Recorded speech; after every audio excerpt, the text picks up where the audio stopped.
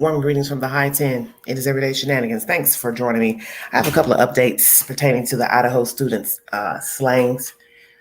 There's new information about a car that is of interest to the police department. I'm going to also talk to you about if this was a planned attack, how long did the perpetrator plan the attack. Also, the belongings of the kids have now been put into motion by the parents to retrieve some of those items belonging to the kids. That is the said information I'm going to relay. Let's start with this car.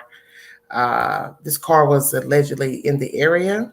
Maybe someone saw it sitting too long. I did remember someone saying that possibly someone parked their car somewhere. Maybe it was suspicious. Maybe it was in front of someone's home. We will see, but I'll bring you that said information. Also, there's a video on Jennifer Coffin-Daffer's Twitter page pertaining to the Grubhub video.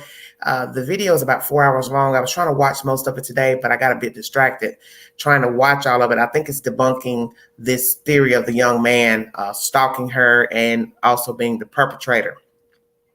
I think the point of this video is perhaps maybe he was ordering food, because most of the people that you see going up to the counter were ordering food, and I was in about hour 2, and I hadn't yet got to the part where the girls are purchasing their food. I have to go back in to try to finish watching that video because it's about a 4-hour window. But anyway, let's start with the vehicle. Thank you so much for joining me.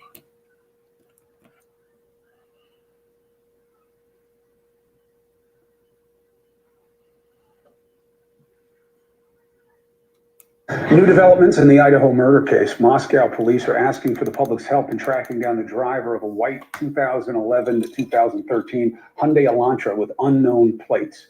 Why? Car was reportedly near the victim's home in the early morning hours when the crime took place. What does it mean? Let's discuss with people who know how to do the job. Former NYPD Sergeant Joe Giacalone and retired FBI profiler and special agent Jim Clemente. It's good to have both of you guys back. Thank you. Thanks, Evan. All right, so let's start with Jim. What does this mean about the car? There had been some scrutiny about they should have gotten the car sooner. What does this mean? That they just saw it there and that's it? Well, it could be. It could mean that we have some potential witnesses here, or this could be the vehicle that the offender used. Either one of those things is a real possibility, and both of them make it very important. Now, without condemning anybody, okay? Because that's not what this is about. But there is something that is becoming more and more nagging, and not just to me, but obviously to one of the victim's fathers.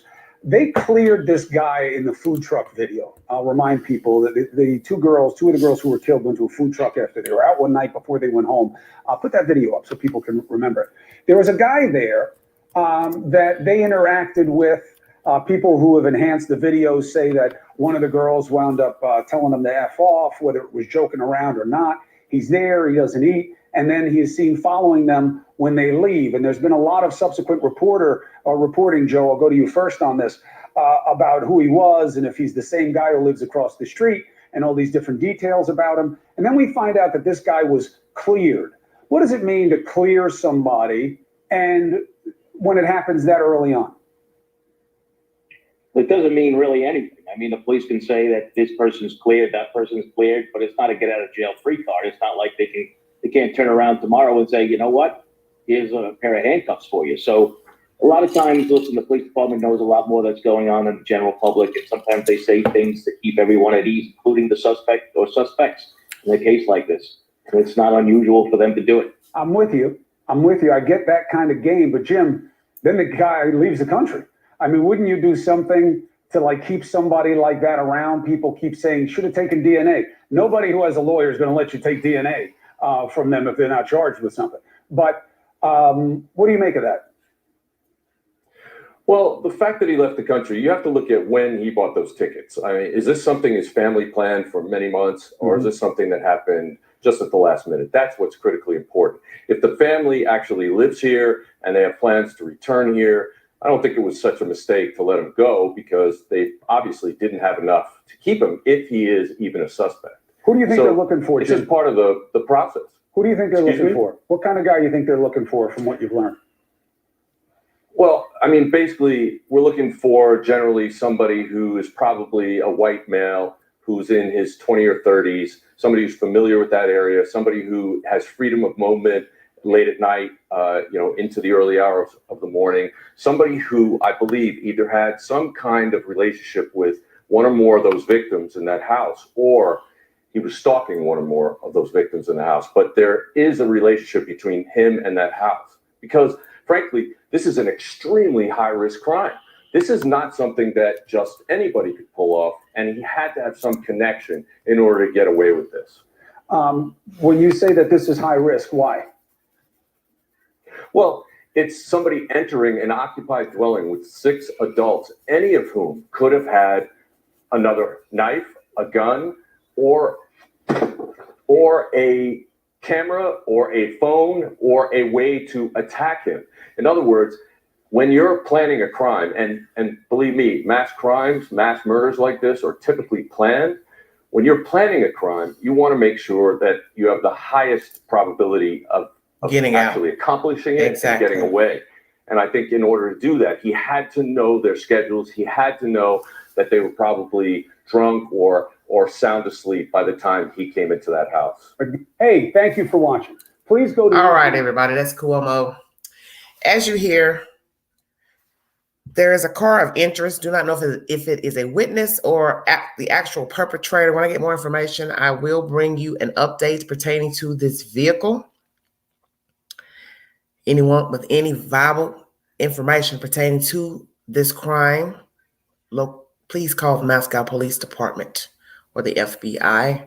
Once again, we keep hearing about this young man who's in the video. It shows the girls walking off and him following, throws his hand out kind of like, well, what? I don't know what, but I don't follow innuendos and rumors. I don't have time for that because I don't know who the girls talked to from the time they got up to the time they went home. They could have talked to 20, 30 different people. 10 out of the 30 could have followed them out of a building or said, hey, let me talk to you. So if you don't have anything concrete to say, yeah, this is the person that did it, you're just throwing daggers at people. And as they have said in many commentaries, you don't know what this can do to a person when you put their name on blast and you all keep repeating their names in the chat and you're repeating their names on social media as if you know the person, as if you know that the person killed these kids. I don't really think you know the damage that you're doing because you wouldn't want someone to do it to you. Because let's be truthful.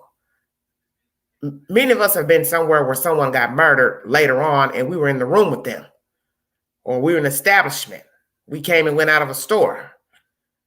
That doesn't give somebody the right to put our name on social media to say, well, she was there. She was in the room. She passed her in the aisle. They were in Walmart at the same time. So what? So what? Even if I spoke to the person, just said, hello, how are you doing? Happy holidays. Merry Christmas. So now I'm a suspect. And I think a lot of you are enjoying this witch hunt of constantly talking about people and throwing them under the bus as a suspect. I mean, anytime somebody mentions something, you people just run with it and you don't even know what you're talking about. And I'm not indulging in that. And I won't indulge in it. Planned attack. As you hear this former FBI agent speaking in this commentary, one would have to be meticulous to know that he could get in and get out. He or they. So was this a planned attack?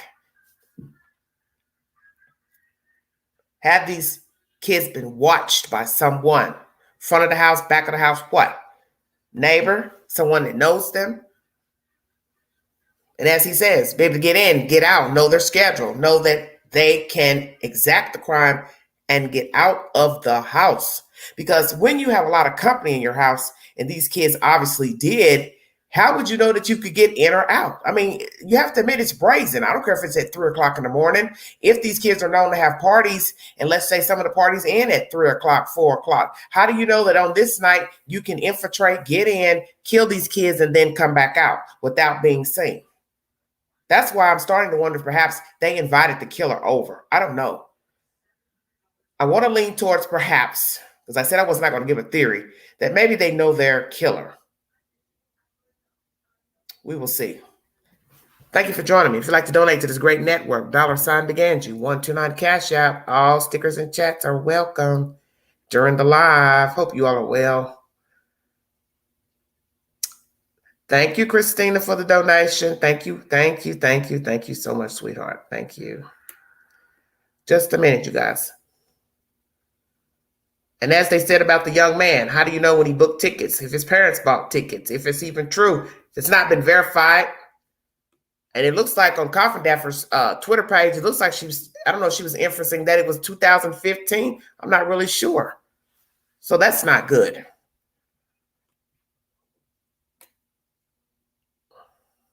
You people are right on anything. It's pretty sad.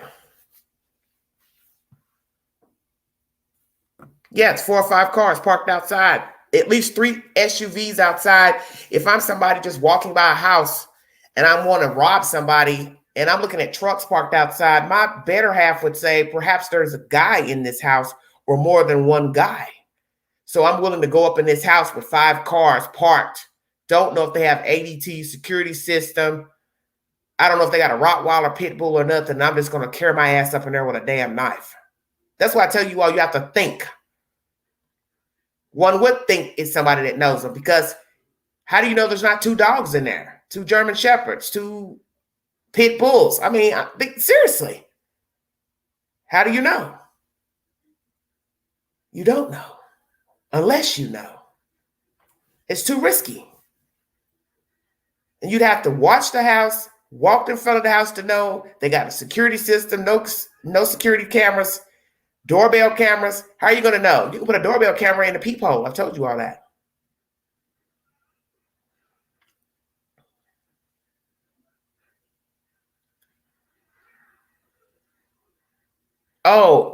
Oh, honey, I don't even know how to do it in blue. I'm so sorry. I am so very sorry.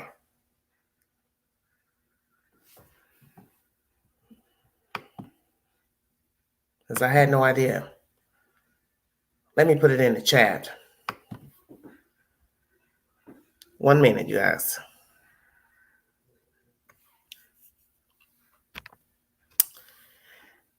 Once again, if you'd like to donate to the network,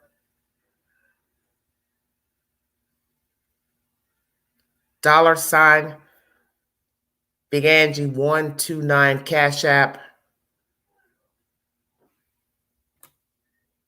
I need to look at that photograph because I don't think you'll be able to hit it, sweetheart. If you're able to hit on the Cash App, the photograph, I will have red hair in the photograph if it will be helpful at all. But I don't know how to put it in blue, sweetheart. Sorry about that. But thank you. All right, everybody. Let's go to the next commentary. News Nation was the source of that first information.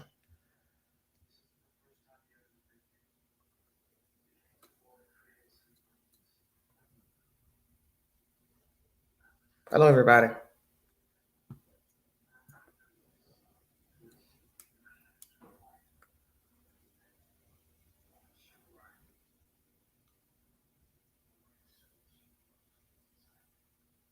Let's go to KREM2. See what they have to say about this storyline.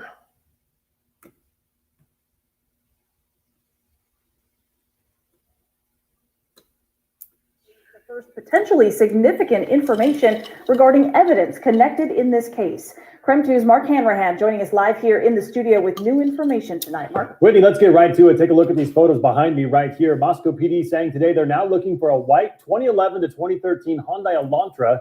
Police say tips and leads led investigators to look at additional information about the car being in the immediate area of King Street, where the murders happened during the early morning hours of November 13th. So take a closer look. Now, to be clear, this isn't the actual car police are looking for. Rather, these are stock images of the same make and model of the car they are looking for. Again, it's a white 2011 to 2013 Hyundai Elantra. Police say the license plate is not known right now. But still, this is a significant step in the investigation, as investigators have yet to release any information about a suspect or suspect. If you have any information that is viable, not rumors, not rhetorics, not innuendos, 208 suspects. And this is 883 potentially the first significant piece of 7180 208 833 7180. Thank you so much. evidence they've released publicly so far Hello, in their everybody. effort to solve this case. Again, investigators say tips led them to seek more information about a car similar to that Hyundai right there in the immediate area of the home where the murders happened in the early morning hours that day. The victims were found dead. So if you have any information about the car, you are urged to contact the Moscow Police Tip Line, the number 208-883-7180. You can also send an email to that address right there on your screen. Whitney? All right, Mark, thank you very much. And earlier today, police began removing some of the victims' personal belongings from that crime scene in Moscow. Police said the families have been asking for some of those items back. Investigators say those things are no longer needed for their investigation. Creme 2's Amanda Rowley was at the house today and spoke to law enforcement about the next steps in this investigation. At the request of the students' families, Moscow police packed up personal belongings at the home. In fact, Chief James Fry said it was important for him to personally be here with the officers, boxing up those items so they could, in a sense, be there for the family and give back those items that might help the family heal. The chief himself drove the U-Haul into the driveway. Police officers arrived early this morning to pack up the students' things, and by noon today, they finished loading the boxes onto the truck. This is not something police typically do, but Idaho State Police spokesperson Aaron Snell says in this case, it was appropriate. We've had the crime scene for quite some time, and the family would like back some of those belongings. There's undoubtedly some sentimental issues, and I think it will help with a little bit of the healing, and we want to be part of that process. We want to help them. We don't want to keep holding on to items that really aren't needed for the investigation. There was no sign of the students' immediate family members here today, but we do know the U-Haul has been taken to a secure location where Moscow police will communicate with the family to coordinate returning those items to them. Reporting in Moscow, Amanda Rowley, Creme 2 News. And Moscow is still mourning the loss of those 4 college students. This year's Light Up the Season events have now been dedicated to Madison Mogan, Kaylee Gonsalves, Xana Kernodle, and Ethan Chapin. Tomorrow, the community will come together to decorate a Christmas tree in honor of those 4 victims. People will be able to come by tomorrow to write kind thoughts or messages on bows that will then be placed on the tree. That event takes place from 3 to 5 in the afternoon at the Visit Moscow Contemporary Building. And for all of our latest reporting about these murders and the Moscow Police Department's current investigation, you can always go to creme.com. All right, everybody. That's Creme 2 News. So you hear that the parents are able to retrieve items from the house. Some people will disagree with removal of the items. I will bring you commentary of a law official that believes that they need to hold the scene a little bit longer just to make sure they got everything out.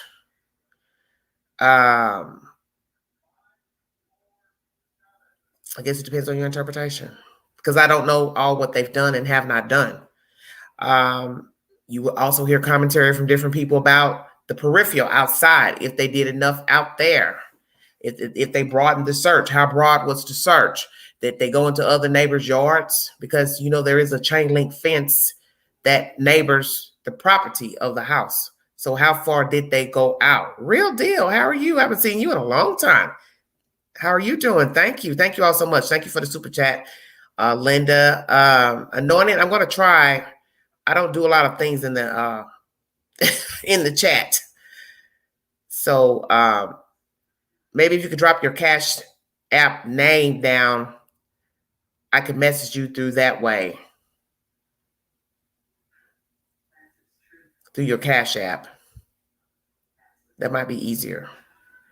Just drop your Cash App name in the chat, and then I can go in there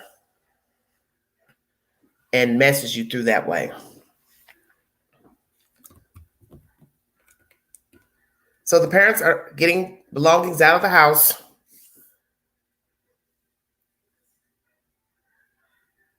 Was a broad search done outside? And when will they wrap up gathering evidence inside of the house? I'm assuming that they're wrapping up. That's why the family can get things out that they do not need.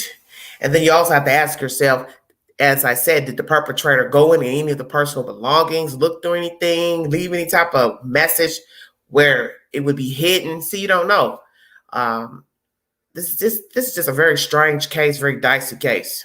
Thank you, Real Deal. Thanks for dropping in. Haven't seen you in a while. This is just a dicey case because you just don't know what the killer did while he was in the rooms with these people, what he did in the house. You don't know if he could have left something, a signature that only he would know. And perhaps maybe he would put it in their personal effects and nobody would know when they're gathering their things and packing their things up. So this is a very strange information. Well, very good point, Mike. That's what one of the law officials has said, that once you finish it, there is no going back. So hopefully they took video surveillance of the house. They took adequate pictures of the rooms, the bedding, the victims, the blood spatter, everything. Because if you didn't, that's it. If you overlook something, forget something, think about something, you can't go back. You can't recreate the scene. So that's a valid point. Once you're done going in there, moving things around, packing up things, that's it. And that, as I said, you don't know what the killer did when he was in there. He could have done something, put a note into something nobody even knows. He could have opened up a notebook and scribbled something, and you're just picking it up, putting it in a box. You're not even thinking about it. And then maybe somebody decides 2 weeks from now, decide to go through one of the kids' belongings and see an odd, strange message. Man, this is crazy. Did the killer leave his palm print on the glass? I've seen the glass. I do not know if that is an adequate palm print, big size hand. He's not a small guy. Did he leave a palm print? And who took that photograph? Who took the photograph if it's valid? Where is the tip coming from about the Hyundai Elantra? That's what I'm curious about. Who called in the tip about the car? How many tips was called about the car? I think it's interesting that they're even releasing this information due to all the shenanigans going on with Mr. Gonsalves and this disagreement he has with the police department about how they're handling things and not giving out information. Do you all think it was a good idea to even release this about the car? I don't know. Naturally, most people would say probably yes, because it's a vehicle, but is it actually a perpetrator in that type of car? Did the perpetrator even drive make that night, parking around the corner, down the street? It sat too long in front of somebody's house. Somebody was noticing it coming and going. It wasn't any of their company, any of their visitors. And then they thought about it and called in the tip to the police department. What's the truth? I don't know. Okay, everybody, let's get on with the next business.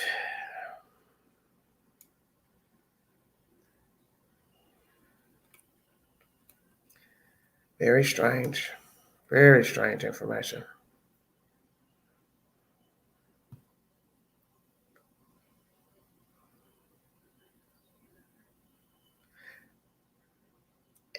If you've been following the content pertaining to the story, Mr. Gonsalves has decided to hire a lawyer and a PI. You will hear different people give their opinion in the law enforcement arena that agree and some do not agree. As most of you know, this is an ongoing investigation. When you decide to bring in other people to investigate that are not involved in the case, such as state police, FBI, it could cause a problem. I mean, it could cause a problem just with the agencies that are on the case bumping heads. Now you're talking about a private investigator. Will people talk to him? Will people talk to the private investigator? Will he learn something that police didn't know? Will he have witnesses come forward that didn't come forward? Should there be a reward? I do believe a reward should be brought up for all the kids. I think it's long overdue. We're 3 weeks now. There should be a reward. I do agree. I wouldn't care about it having a bad effect on the town, the university, because it is what it is. The kids are dead. So there needs to be a reward. Yes, how do you all feel about him hiring a lawyer? I'll put that up on a poll when I'm done with this live stream. That late at night, some camera should have picked up something. Well, I believe a camera is what put Xana and Ethan at the house, because everybody keeps going on and on about not knowing where they were that night after the frat party, but you know that they walked in the house at 1:45. So what do you have to validate that they walked in the house? So my thing is, was the GPS on a car, cell phone? Well, if it's a cell phone, the cell phone should show you where they were earlier in the evening. It's very strange. All right, everybody. My movie of the week is Bed Rest, now playing on Tubi. Please check it out. Got a lot to play. I thought I had a little bit of this and this. So, victims' belongings being retrieved. Please check out Crime Stories with Nancy Grace featuring Dale Carson. Was Kaylee the target? I've got that also posted to my community board. Try to bring you a little bit of everything. Former FBI profiler. Idaho police are being cautious, and they should be. I like this lady. She gives some very valid information. Let's see what she's talking about. Exactly. That's what I'm saying. He's not going to get any information from the police because they already know he's working for the family, so they're not going to tell him anything. Kaylee's injuries and the new things we're learning from her family, do you think the attacker did have her in mind specifically? Well, based on the distinction in the injury patterns to Kaylee, those injury patterns from what's being reported appear to be more severe and different than the other victims. And when we would go into crime scenes, we would look at the wounds, the pathology of the wounds, and try to discern, was the offender after just one victim? And that's where the offender would focus their time and their attention. And oftentimes that was manifested in the number of injuries, the type of injuries, how the victim was placed at the crime scene. So that oftentimes is a way for profilers and detectives to discern who was the victim, who was the targeted victim. But I will also say this, there is evidence of planning in this crime scene. This offender brought the weapon with them, didn't grab something out of the kitchen drawer, or at least we're not advised that that happened. So brought a weapon, knew how to get in, and knew how to get out of that residence.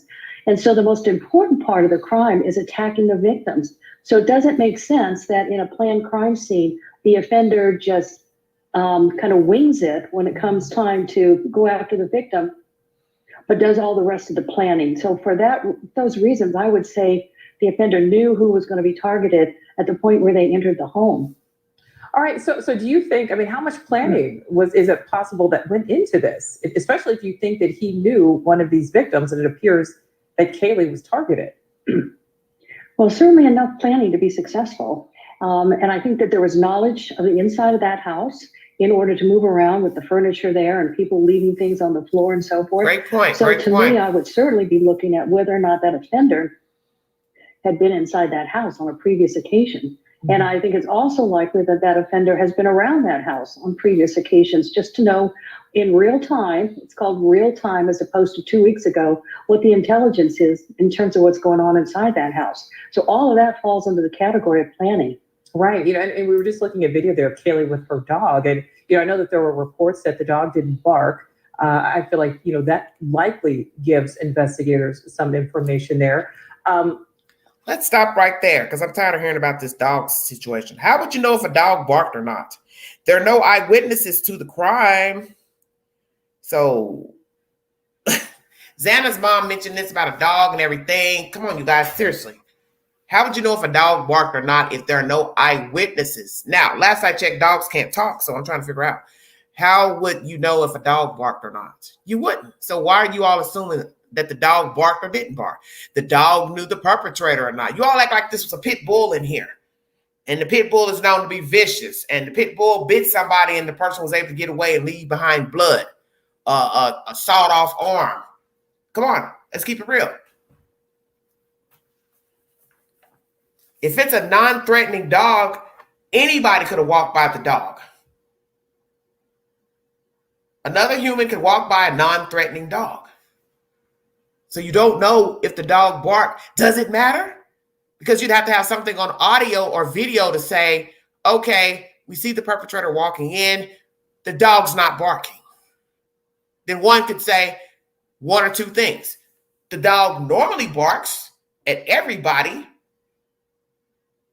so he should be barking at this person walking by. But you don't have video footage, do you, to say what the dog was doing, where the dog was. So I don't really dwell on this dog situation because the dog can't talk, can't tell you anything. Brittany, you're so funny. Maybe it's a good thing I move furniture around all the time. Well, somebody says I move furniture around too. Shut up, Queen. I just don't get the dog situation. Non-threatening dog. Exactly, because if it was a threatening dog, perhaps the dog would have attacked the perpetrator. So worrying yourself about a dog to me is pointless because dogs can't talk. So you're just going to go round and round worrying about if the dog... I'm not trying to be funny, but listen to what you're saying. The dog didn't bark. Well, how do you know the dog didn't bark?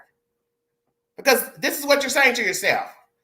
Well, if the dog barked and barked and barked and barked, somebody should have gotten up. Not necessarily so, because the perpetrator killed 4 people. So that left the 2 girls on the bottom. Are they the type of females that'll get up and go bang on somebody's door and say, hey, shut your dog up? What are you talking about, Mike? Esley, I heard somebody say about the Wi-Fi. Well, you got to have the killer to know about the Wi-Fi, don't you? If the killer had a phone, wouldn't it show somewhere, anywhere? The girls were sleeping downstairs and I don't know what you're saying. This is why I have to drop the links. I don't understand nothing some of you all are saying. He went right in, killed and left. Well, that's the point I'm trying to make. Is that you're never going to know anything about the dog unless you have surveillance inside of the house where the dog was to show if the dog barked or not. And then you have to know what kind of dog it is. Is it a barking dog or it's a quiet dog, a lazy dog? What kind of dog it is? Okay, Mike, what's up with you? I see you. I see you. I want to get off that subject. I'm not about to dwell about a dog. Mike, you want to hit the link? You got something you want to tell the Queen? Maybe I should drop the link and you can get up here and talk to me. And who are you, Mike? Where are you from? You wouldn't be from Idaho now, would you? I'm just saying.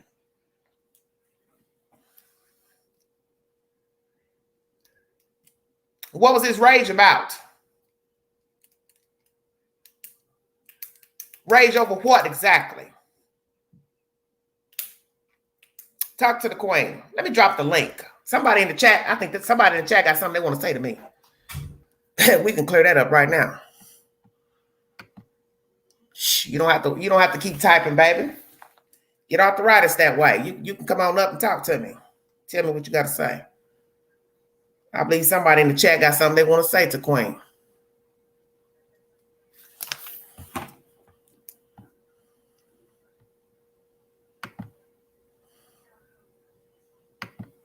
Yeah. Let's do this right here. Please hit the StreamYard, sir, and let me know why this person had so much rage. Please enlighten me. I'd like to hear your commentary.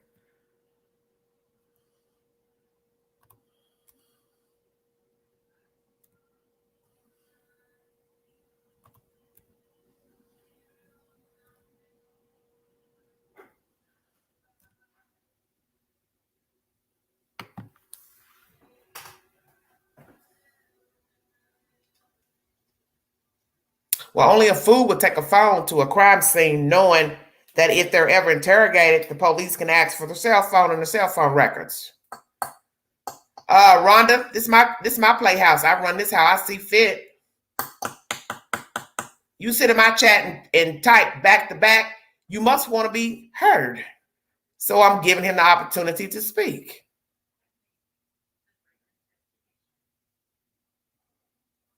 Well, he might want to be the suspect. That's why he has the opportunity to hit the link. He can elaborate. I'm willing to listen. Somebody says, I wonder if Alexa was in the house. I don't know. That's interesting. Now, that's a very good point. Let's finish this commentary. Some information there. Mary, how does someone Hit the brutally link. kill 4 people in what is presumably an extremely bloody crime scene and not have an evidence trail that leads right to them? Well, there's definitely going to be forensic evidence at this crime scene, and that can include fingerprints, hairs, fibers, footprints, and of course, the gold standard, which is DNA. So it's very likely that when this offender left the crime scene, they would have had blood on them. And it's also very likely that this offender cut themselves during the crime because of the excessive amount of stabbing that probably took place. The hand slides down on the blade and cuts the hand of the offender, and there's blood deposited at the crime scene. But if the offender did do even more planning than I'm describing here, it is possible that they left even a change of clothes somewhere outside of the home so that they're not running down the street with bloody clothes. So I don't want to be speculative about this, but there are ways that they can mitigate that risk level once they exited that home. Mm-hmm. Mary, last question for you. We don't have a lot of time. You're a former FBI behavior analyst. How concerned are you that there has been no suspect named? Well, I'll tell you what I'm concerned about. I'm concerned that somebody who had the capabilities of doing this, committing these murders, is still capable of killing again. And that's very concerning. But I understand the police are being very cautious, and they should be. But possibility for additional assaults or murders for me is very concerning. Yeah, we certainly don't want to see that. Mary O'Toole, thank you so much. Thank you for watching. Go to News Nation now. News Nation is the source. The link is in the chat. Any of you have anything you'd like to add? This is a former FBI profiler talking about the perpetrator being able to get in the house, get out of the house. As most of you know, Mr. Gonsalves has made many comments pertaining to this crime. I'm going to try to dissect that information briefly because I really don't know what he meant by upstairs. The killer went upstairs. So I have been thinking about this all morning. Was Mr. Gonsalves trying to say that, one, he originally thought the target was Ethan or Maddie? Because when he says he didn't have to go upstairs, so there's only 2 floors that are involved in the crime, 2nd floor, 3rd floor. So when you say the killer didn't have to go upstairs, you're alluding to the fact, one, okay, he ain't supposed to be killing your kid, which we already know that. So then what are you saying? That you thought the target was somebody else? What is he saying? That's why he needs to just say it and be done with it. Mike, hit the link. I'm not about to play these word games with you, honey. You got something you want to say to the queen? Just hit the link. I pay for it every month, so just make it worth my while. I can't hit the link. I am not good at conversation. I can't tell you type in the chat. What you mean? You all like to play mind games. Y'all know I don't rock like this.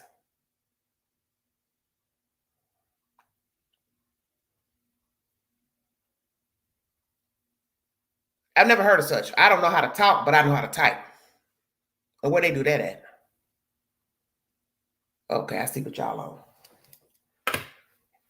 What is Mr. Gonsalves trying to tell us about his daughter? She sustained more wounds than Maddie. Did he initially think Maddie was the target? Does he want this information released to the public?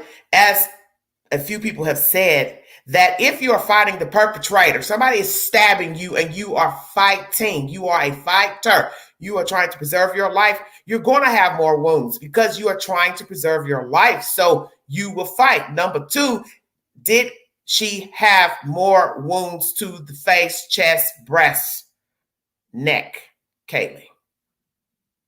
What wounds did she have that were more prevalent than the other victims?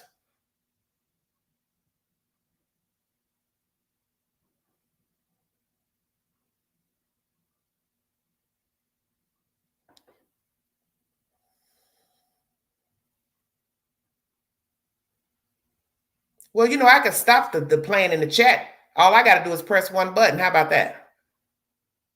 And you'll never get in here and talk. You'll have to keep changing your name in your Google account. How about that?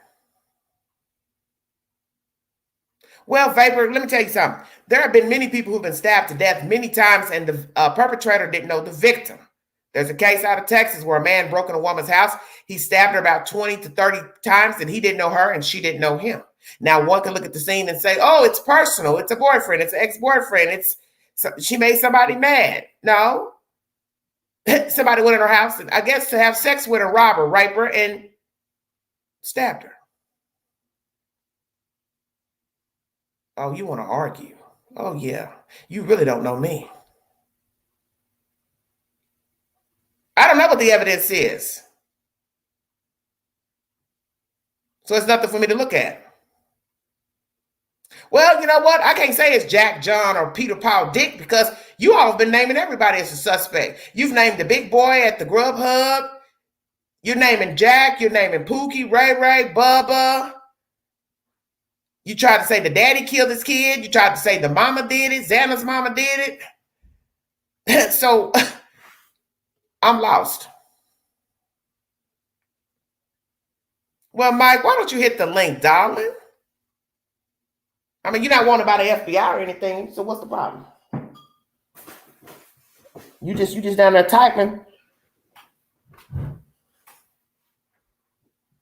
Hit the link. No, there isn't any evidence. What evidence is it? What evidence they have, we don't have. So therefore, we're outsiders. We don't know what the hell's going on. We don't know the perpetrator. We don't know the reasoning. We don't know anything. And John Jack is nothing to me because you all just pointing the finger at everybody else the past week. So like I said, it was him. It was the big guy he was standing next to. You all had him as public enemy number one. Now it's him. All of a sudden, oh, his parents are rich. They got money. Well, does he drive a white Elantra? Now I'm about to get crunk now. I dropped the link. Hey, you don't want none of Queen. Hey, somebody better talk to him. I think he think he knows Queen. Not what you want tonight.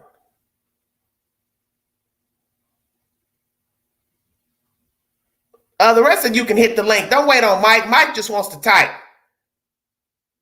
He's doing what everybody else is doing, pointing fingers at people just because some boy was flirting with some chick and wanted to get her attention. Bring me a receipt. He followed them home and killed them. Because first of all, he wouldn't have known what car they were getting into because they took a ride share car, bingo card. Do your homework before you come in this playhouse.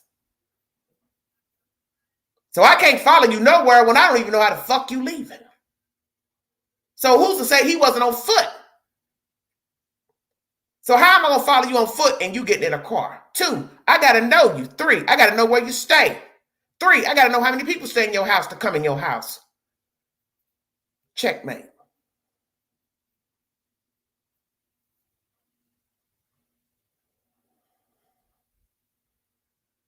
Oh, here we go.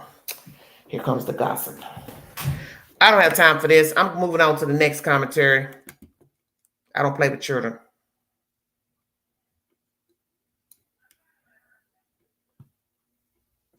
Former FBI agent weighs in on Idaho student murders. This is Law and Crime Network. Feel free to hit the link. Because one day you might come in this playhouse and the link won't be dropped. So stop all that chitter chatter and just hit the link.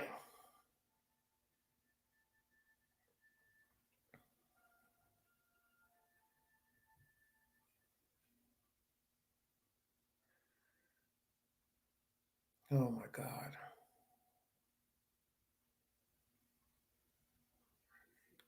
Oh wow, Diane, really? Oh man, you all doing too much. Man, come on with this. I'm done. This will be an early live because I see what mode of mindset some of you all are on. You all are sick.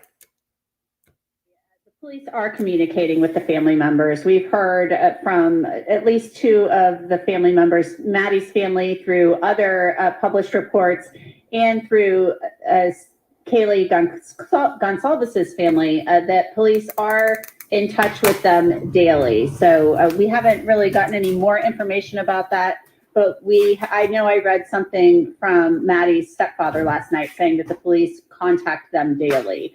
Steve Gonsalves had said over the weekend in an interview that the police had last talked to them on Thursday of last week, and they were interviewed on Saturday. The police here are going to be apparently going over to the house on King Road today to get personal belongings of the family of the victims to return to their family members. And the police said in their release about that they are doing that in coordination with the families, and that those items will be put in a secure location, and that they will be the family will be allowed to see those items and retrieve those items whenever they feel comfortable doing so.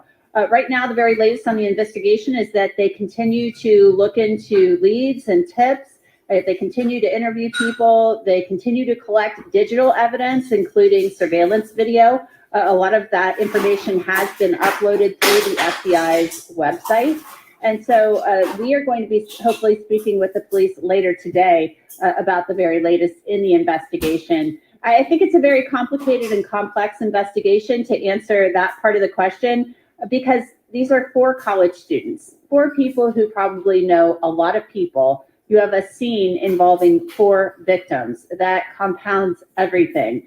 And from what we understand, this was a very messy scene. So there is a lot of evidence to be examined in this case. And I think what will be particularly interesting is the digital evidence in this case, the social media accounts of these 4 victims. Who were they talking to? Who was engaging them online? What is in their text messages? And all of those things take a long time to go through, along with some of the DNA testing in this case. If the killer left DNA at this scene, it may not be readily apparent. It may be a mixture of DNA that they find with the victims. That often happens, especially in a stabbing case where somebody may injure themselves carrying this out. So not to be too gruesome, but these are the things that investigators will be looking at. And talking about the brutality of this, Bobby, I go to you. This is a question from Buffy Brown on Facebook, but I think it's a question that a lot of people have had. How do 2 of the roommates hear nothing? It was a violent attack. Remember, there were 2 surviving roommates on the ground floor. The bodies of the victims were found on the 2nd and the 3rd floor. In your experience, how is it possible that someone in the same structure, the same area, didn't hear anything of it when there was an apparent violent attack? Well, first, we don't know if they didn't hear anything. Remember, this is a college off-campus house that has a lot of visitors. You have roommates that come and go at all hours of the night.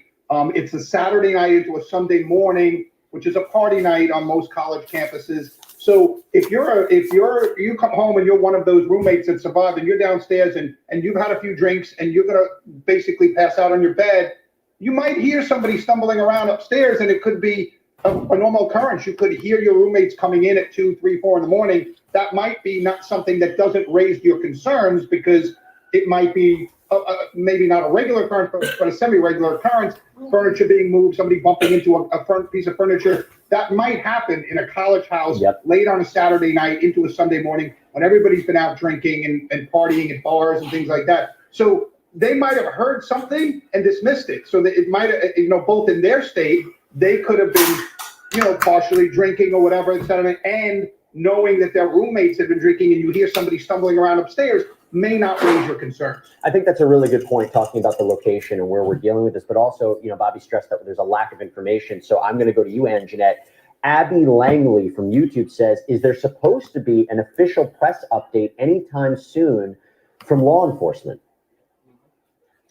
Well, they have been updating everyone every day on the Moscow Police Department Facebook page. They've been posting daily updates. They haven't had an actual press conference since November 23rd, but they have been doing interviews periodically, but obviously updating and releasing information on the Facebook page daily. There's also some type of email alert that you can sign up for to get those updates as well. I think the frustration is that everybody wants answers yesterday, and that's just not how it works in these investigations. And, there was a line in one of these press releases earlier this week that said, we will release what information we can, but not if it's going to compromise the investigation and a future prosecution. And really, I think that's the priority of the Moscow Police, Idaho State Police, who are also assisting in this case.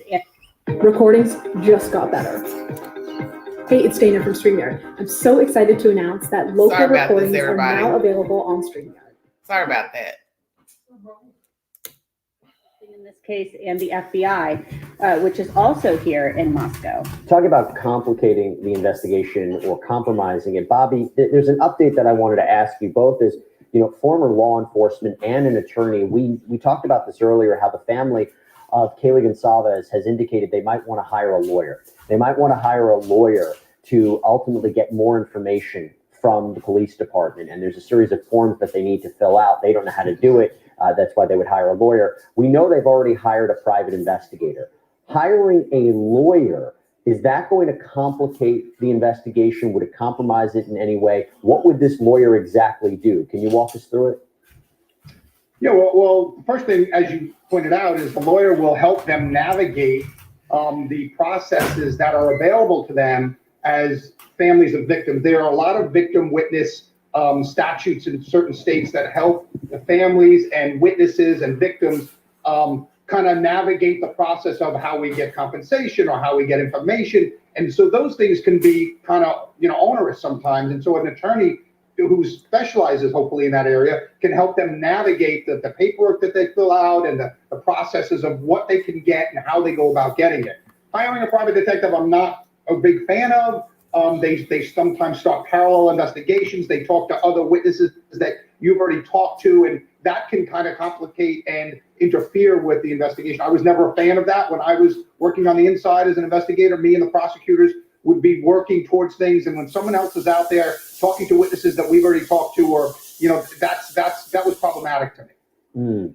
And Jeanette, over to you. Marty D from YouTube. Do we know if any doors and or windows were left open after the murders took place? You and I had a conversation about whether or not there was any way someone might be able to get to the second floor, and how would they have access to the second floor if they didn't go through the ground floor? Was there a ladder? Was a tree? But do you know if any doors or windows were left open? I don't know that. And there was a lot of attention paid to, in some of the videos that we've seen when they were processing the crime scenes. And there was a lot of attention paid to a sliding glass door at the back of the home. And there are some lights that are still on over that, just decorative lights that you would put on a patio or a deck. And, you could see that somebody could possibly just walk up to that second floor, because the first floor you're looking at right now on your screen, that's the first floor. But if you go up around the house, it goes up a hill a little bit, and then you're able to enter the second floor of the home. So you could get in through a sliding glass door that way. I don't think getting up on one of the balconies would be the best way to get in there. Just how I viewed the scene, it seems to me if you're going to get in there, you're going to go in through that second floor sliding glass door at the back of the home, or even the first floor door. We don't know where the killer went in. We know that there was a lot of attention paid to that sliding glass door on the second floor at the rear of the home, but also the front door. There's a lot of evidence tape on there that they have to put the evidence tape over it every time they break the seal and come in and out. So I think the sliding glass door on the second floor could be a very likely entry point, just because it seems like it would be the easiest way to get in the house, even if it was, if it was open. And this brings us to another aspect here, Bobby, something that a lot of us have speculated about. This is from Ghost of Valor on YouTube. Now, I know the first answer to this is you don't know, because we all don't know. How many viable suspects are there? I want to focus on the second part of this question from Ghost of Valor. I'd suspect male or more than one person. Do you think 4 victims, 2 different floors, does this look like this was more than one assailant? Well, the first part is male. I do agree that it's probably a male, because it probably required some level of physicality that, required a lot of strength and violence of action. And so I do believe it was a male. I mean, again, of course, we all could be wrong. This is all speculation, but I believe myself that it's a male, and I believe it's one person because of the fact that they were able to move through the house more quietly and get to so many victims. When you double the amount of people from 1 to 2, you double the amount of noise you make. Now, of course, it's easier to subdue people when you have 2 people. But this was a violent attack that took place very quickly, and I think it could have been carried out by one person. Yes. All right. Please, everybody, keep your questions coming in. This is the time to ask them. If you have questions, if you have issues about what is happening in the Idaho investigation, we will do our best to answer them here on the network. Stay with us. We'll be right back right after this. All right, everybody, that's Law and Crime Network. Former FBI agent weighs in on Idaho student murders. Planned or not planned, brought a weapon. From the last commentary with the Miss Mary who was speaking, how did the perpetrator get in or out? Believes that possibly he knew the victims. Went to the 3rd floor, meaning he knew who he was searching for. Entry, 2nd floor, then 3rd floor. One thing I've questioned is the fact that the 2 girls favor one another. So imagine the perpetrator going in if he didn't know them. Was he just going in to kill people in general?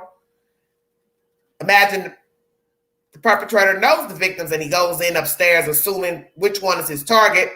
Both of the girls favor, so we're going to kill them both anyway because what? I don't have time to figure out who's who, or I know who's who, but how do you know who's who in the dark? Stay woke if indeed the girls were asleep and the lights were out. So imagine that. And they're both in the bed, so you're going to have to kill them both anyway.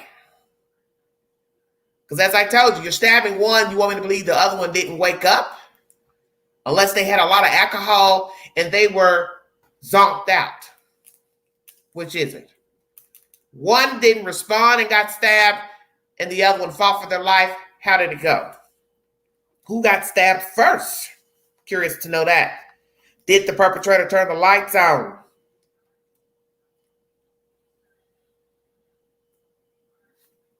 It's a very strange story. Maybe it's not really strange, it's just that we don't have all the information. So it seems strange to us as outsiders. In this commentary, the entry is mentioned. The 2nd floor is the possible entry. Male, believed to be a male by this former FBI agent. One perpetrator, not more. Believes the fact that he maneuvered inside of the house would be easy is one.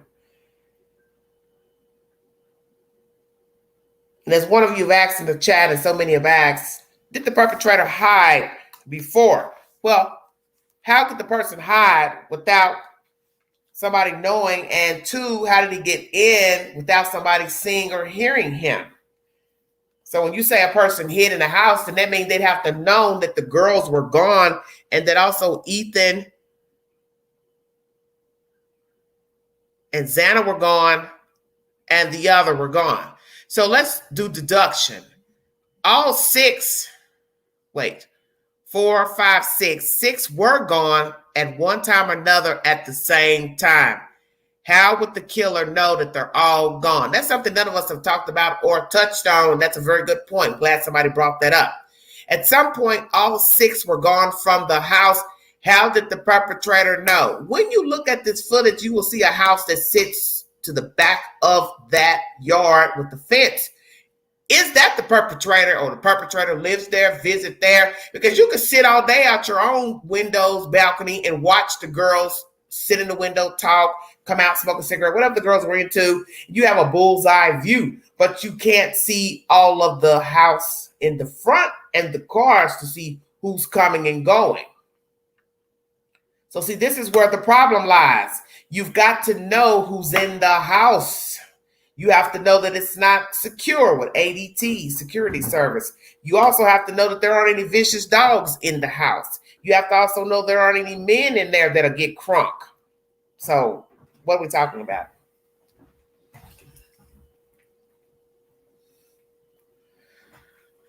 Binoculars. Yes, if you live in the apartment building across from the driveway. Those are abundance of windows. A person could sit there and watch who's coming and going. That's your best advantage, is to see the cars. But then the second part of that is, if I can't get through to the front door, then I've got to walk around. So in my mind, I'm sitting here saying, okay, so the person was willing to walk in front of other houses, don't know if they got doorbell cameras or not, and go to the back of the house to get to the second floor entry. Mama Bear, you can hit the link now. How did the perpetrator get in? How did the perpetrator know that everybody was gone? If you want to believe the perpetrator was already waiting in the house, how did he know that everybody was going to be gone? And you can't assume because you see cars gone that somebody's not in the house. Because as you see, the two girls each have a car. Kaylee just bought a Range Rover. Maddie has a car. So that means 2 cars were still on the property. Do the math. Stay woke.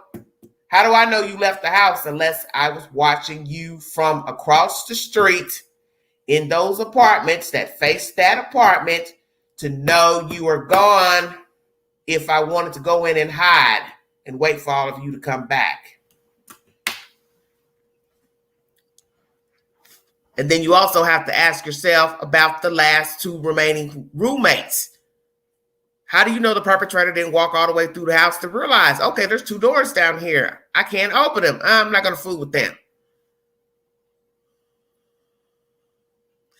Bar stools were up against the sliding screen doors. What are you talking about? Oh, Lord have mercy. Brought up, the perp was flying a drone. At night, Mama Bear, he was flying a drone at night. Oh, Lord have mercy. I'm drowning. All right, let me see what else I have here. I don't see somebody flying a drone at night. I don't see that. Who was the perpetrator? How did he get in? Was he hiding beforehand? If so, how did he get in? How would we have known? Because there still were cars left behind. Oops, you forgot something. Xana and Ethan went out. That means that's an extra car parked. So there's 3 cars parked. That's why I tell you, you have to think before you speak. Did the 2 girls go away together? Because if they did, that's an extra car. Come on with it, Queen. They ain't listening. That's 4 cars on the property. So he snuck in with the 4 cars on the property. You don't even know what time of day the girls left. How many people were in and out simultaneously through the night to go party? Bring a receipt.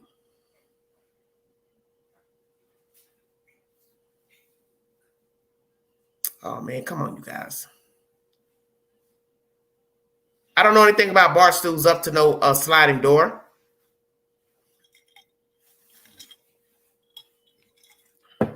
You all are repeating a lot of stuff that the police have not confirmed.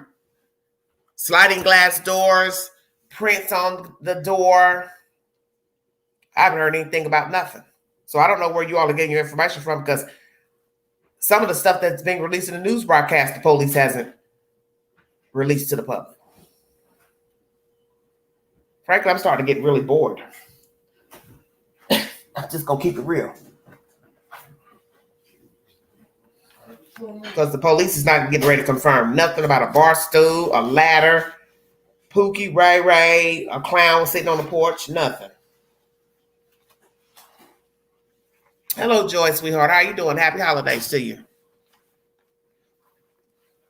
Or maybe he came home with a girl from the bottom. Yes, that's what I said. Who's to say that one of the girls from the bottom, the roommates on the first floor, didn't bring home a guy?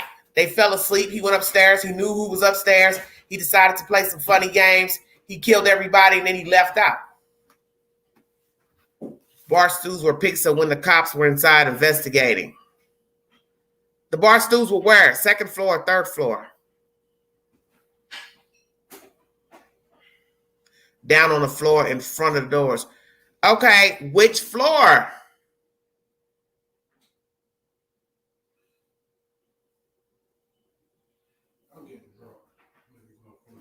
Okay, so what's your point about a bar stool? He still got in. So what is your point? I don't understand your point.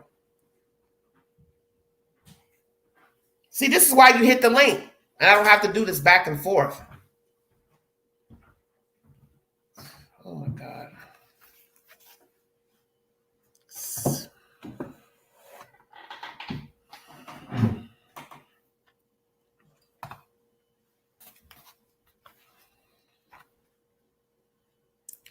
Well, I'm going to be truthful with you. It's a waste of time playing the content and the audio.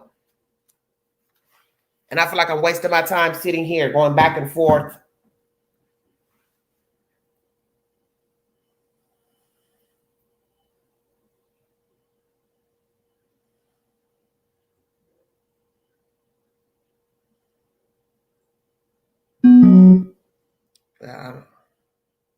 That's my commentary. The parents have been able to retrieve their kids' items from the house. You will see a U-Haul parked in front back then. They also have an armed security car watching the house. I do not know if it is the police department or if it is a private security company. Mr. Gonsalves has hired allegedly a PI or consulting with a PI, and also is looking to hire a lawyer. And was this a planned attack?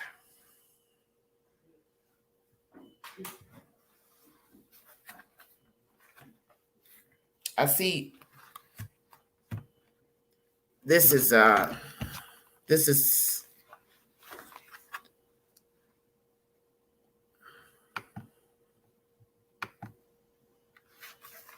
not working out.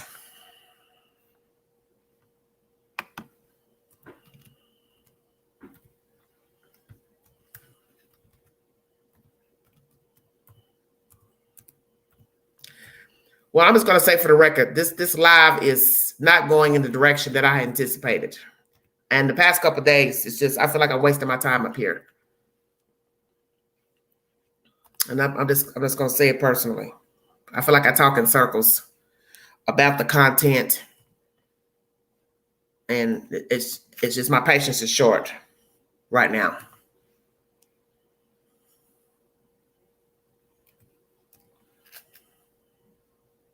Because I don't see the point in offering something for people to talk and converse. I don't want to sit up here and go back and forth, playing audio, repeat what the audio said, give you commentary on the audio, and then try to converse in the link. I can't sit and just read comments for hours on end. I do not want to do that.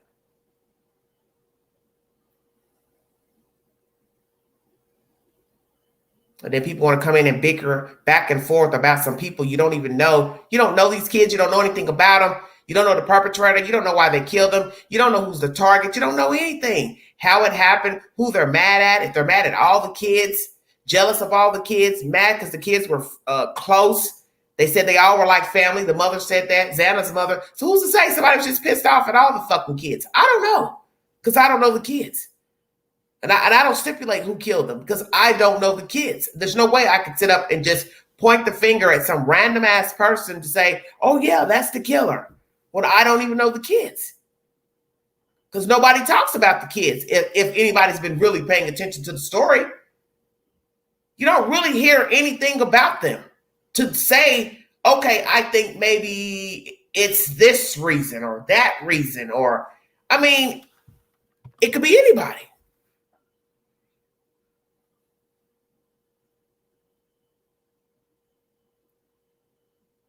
The link is in the chat.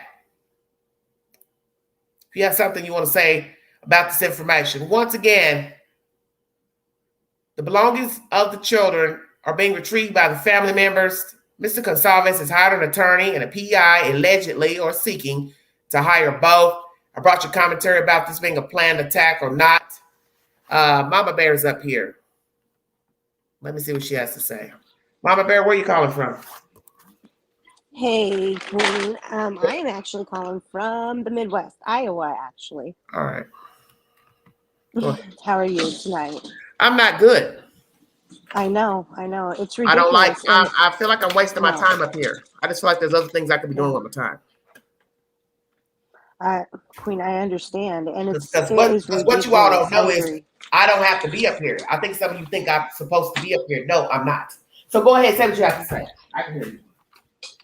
All I wanted to say to you and the chat is you are 100% right, Queen. We do not know anything that the law enforcement has not confirmed. We know nothing about this guy in the hoodie. We don't even know if this person that everybody's named is actually the correct person in the footage. We don't even know if he's involved. We have no idea what is happening. We only know what law enforcement has told us, and that's part of it. These kinds of accusations can ruin lives, and it's serious business.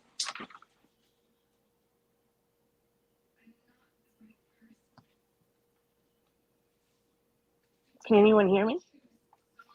I'm sorry. Go ahead, keep talking, sweetheart. Okay, I didn't know if you could hear me. I can't really see the chat. Okay. Yeah, I just wanted to point that out. I agree 100%. And that's why I come to your commentary, is because you only give us the facts and you shut down the rumors, and I appreciate that. And I just wanted to give you props for that, because that is something that many creators do not do. And I appreciate you coming to us with the truth. And that's all I wanted to say tonight. That's all. I really appreciate you. That's all I wanted to say. Sorry, I had to step away for just a second. So let me ask you something. Do you believe it's one perpetrator or two or more? In all honesty, I have no idea. There's just so much we just do not know. But it would not surprise me if there was more than one. I am starting to think that it could be more than one. You think it's more than one? I do. I feel like there's Why do you think it's more than one? Just the fact that especially this person was able to overpower and kill 4 people. It's just, but he's fighting. Listen, fighting a woman, a man and a woman fighting is not the same as a man and a man fighting. That is true. Most men are strong even when they're smaller. So even a guy 5'5" could even take down a woman that's 6 feet tall, because his chemical makeup, how he's built, is different than a woman. You understand what I'm saying? You're right. And if you're sleeping, your defenses are down. So how better to kill you than when you're sleeping? Right.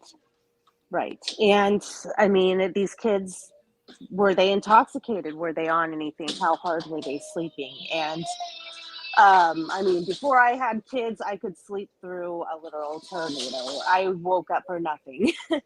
So it does not surprise me that the roommates did not hear. Well, how do you feel about the new information about this white Elantra?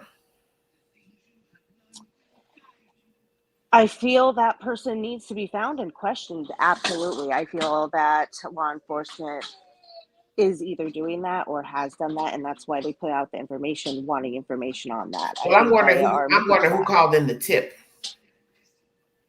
In all honesty, I feel like it was sleuths. I beg your pardon?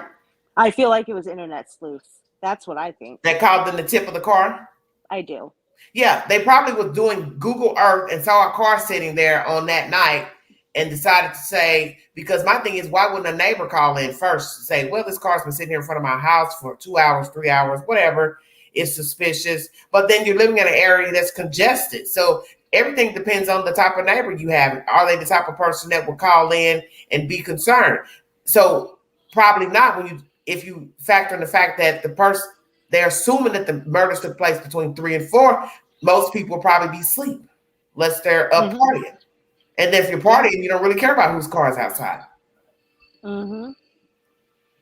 Yeah. And I see what Brittany said. I feel the same. I do not think that this person drove. I feel this person was close in proximity, had somewhere to go that they could flee the scene. Yeah, like that fence. How about I climbed over the fence and went in and came back out and jumped over the fence or walked around to stay woke? Yep. Somebody says, wonder why no students are talking about these kids if they were so light. That's interesting. That's true. That is interesting. Because you can't tell everybody not to talk. Yep. And you're right. I mean, especially in this type of situation, with especially that many victims, we see it all the time. Everybody comes out and says, we love this person. This is what they were great at, and we're not seeing a lot of that. Yeah, I thought that was strange that the roommates didn't say that. I miss you, but like I said, everybody talks differently at a funeral, but maybe they weren't as close to the girls, so they just talked, as I said, in an official capacity on paper. Hey, Ethan and her were a great couple. They were meant for each other. These two were best friends. But I didn't feel any warmth in the statements. No, I miss you. We're going to miss you. We're devastated. I can't believe this. I'm so shocked. Or they just wanted to stick to the positive highlights about them. Maybe the person that wrote the statement said, well, we're not going to focus on any emotional part of how you feel about them. Just that, okay, they were a great couple. I don't know. I don't know. Some of us, I don't know. I'm going to be quiet on that. So. Right. And no, I agree. And another thing that I found very strange, very curious, is the fact of the matter is, I believe you pointed out right at the beginning too. I understand Kaylee's father is speaking out. He's upset and everything like that, but he is the only parent that is doing that. And normally, how do you feel? How do you feel about his statements that he's made?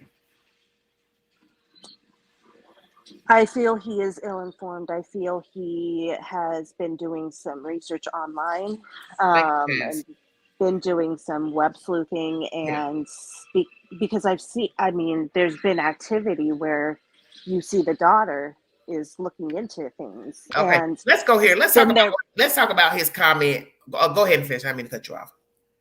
Oh no, I was pretty much done. Go ahead. What do you think he means? He didn't have to go upstairs. That was so strange to me as well. That made me go, what? That made me think that maybe he thought that the killer was supposed to be killing, his target was Ethan or Maddie. But then if you're talking about the wounds, then that contradicts that statement. You understand what I'm saying, or do you agree? That his statements are conflicting. He shouldn't have gone upstairs, but then you're saying to the news the wounds don't match. So that's like two separate things you're talking about. So I don't understand what he's trying to say. If he's talking around in a subtle way and don't know how to word it correctly, like he didn't have to go upstairs because they were all supposed to be on one floor, or I assume that the target was Maddie or Ethan or somebody else, or did he get information that the target was supposed to be somebody else? But that makes no sense to say he wasn't supposed to go upstairs. That's as if you know something. That's a very strange statement. He needs to clear it up because it doesn't sound good. No, and another thing that kind of was very strange to me as well is, well, not strange, but I wanted to point out something that, what if it was not Kaylee that was the target? What if this person or people came in and they killed Maddie first? She was asleep in the bed. Kaylee woke up and was like, oh my God, what is happening? Tries to fight back. And that is why her wounds do not match her best friend's, is because she was able to wake up in time to try to defend herself. That's kind of what I wonder. So let me ask you this. Do you think he's trying to relate to the public that his daughter was or was not the target? I felt he was trying to say that she was the target. Okay, so that comment, so if I'm supposed to believe that contradicts he wasn't supposed to go upstairs. Because that's where your daughter was. Unless your daughter actually slept on the second floor or the third. I don't know. I don't understand it. It doesn't make any sense to me. Right. I can't. His exactly what you said. I understand. I feel for him as a parent. I do not know, in all honesty, what it would feel like to lose my child, especially lose my child like that. And I am not bashing him in any way. I know he is grieving. I just wish that somebody would step in and just inform him he needs to stop this, because yes, he Well, is. Dorian, I'm just listening to the comment. That still doesn't make any sense. Upstairs to me is up over the second floor, because you have 3 levels. You're not counting the first level because obviously they don't got nothing to do with this. So that leaves second floor and third floor. So when he says upstairs, I'm assuming he means the third floor, because those are the 2 floors he killed somebody. So I don't understand how you saying that doesn't make any sense to me. No. I'm sorry, it doesn't make any sense. And I'm not the only person that thinks that. You're not going to get a whole bunch of people to start thinking the same thing if there's not something to it. There's only 2 floors that's involved. So 3 is above 2, last I checked. Correct. So when you say he didn't have to go up there, then where are you implying? Correct. I don't understand. I don't understand what you all are saying.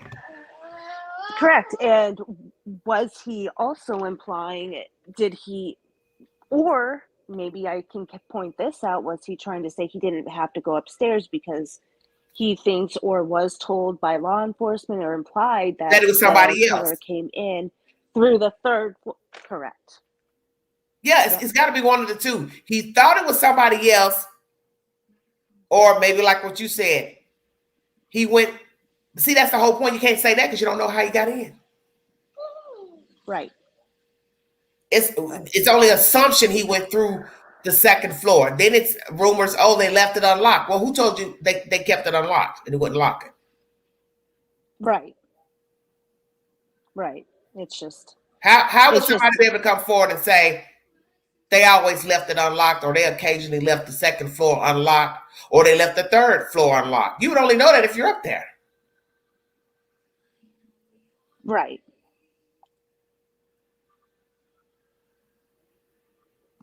Yeah, it's just the whole, in all honesty, he should have just done what the Yeah, they don't match. They don't match. So it's like, are you trying to say your daughter's a target? Then just say, I think my daughter was the intended victim. I don't understand what's so hard about saying that. If that's how you feel, then just say it. Right. Why do you have to talk around in circles? Just say what you mean. Right. And yeah, and in my opinion, I feel he is making a grave mistake hiring that PI. I agree. Dorian, that's the point I just made. Was he trying to say that, oh my God, I'm about to get pissed off. I just said that. If he thought that the couple were the target, then that would be the inference of why he didn't need to go to the third floor. But he contradicts himself in saying he didn't have to go up there. But you don't know the killer, so you can't say where he was and wasn't supposed to go. That's the point of the story. You don't know the killer, and you don't know who his target was. You can only assume by the wounds of the victim which one was the target. But if that's the case, no matter who's the target, then he didn't have to kill the other ones. Right. Yeah. I'm aggressive because I fucking want to be. How about that? I like it. You know what? Tell him. I don't want nobody coming to my chat telling me how to feel. I don't like talking in circles. No. Because it's annoying. And it makes no sense to be putting out stuff and you don't explain yourself. I wouldn't make a statement about something and then you should know that people are going to try to ask you, well, sir, what do you mean? Ma'am, what do you mean? And then you say, well, I ain't supposed to say anything. Well, I can't explain that. Well, that makes no sense, because why talk in circles when you should just say what you want to say? Then you just say, I paid for the funeral. I paid for that. So somebody slow might say, well, what is that supposed to mean? You paid for the funeral? Okay, I know you paid for the funeral. So basically you're saying, I saw the wounds. I know what happened to my daughter. And I'm going to talk about it if I want to. Okay, that's your prerogative. Then say what you mean. Mm-hmm. Then just say it and be done with it. Right. Yep. And I tell you what, if I'm the killer, you want me to believe he didn't see the stairs going down? Come on, guys. Really? Yep. The house was designed that it appeared to be a split level. So when you walk in the door, so you can't tell me he didn't see stairs going down. What do you want me to believe? The stairs on a side, on another side, going down? Right. Yeah. That don't sound right. Somebody had to bring me a receipt that the stairs were not visible to the killer going down. Mm-hmm.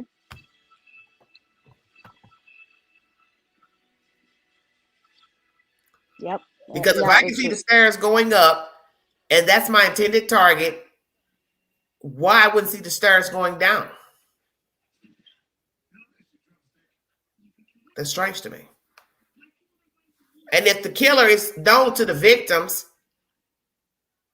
think about what you're saying now. See, this is why I tell everybody, think before you speak. I want these two dead, then why did you kill Ethan and Xana if the two girls were the target or one of them was the target? And if it's supposed to be that one moved out, then the target would be Maddie and not Kaylee. Unless I've been looking for Kaylee and I found out she was there. See what I'm saying? So I need a receipt to that. Did she move out or she didn't? Correct. And we don't know that. I mean, the Right. parents It's just gossip. Everything is gossip. Everything's gossip about this case.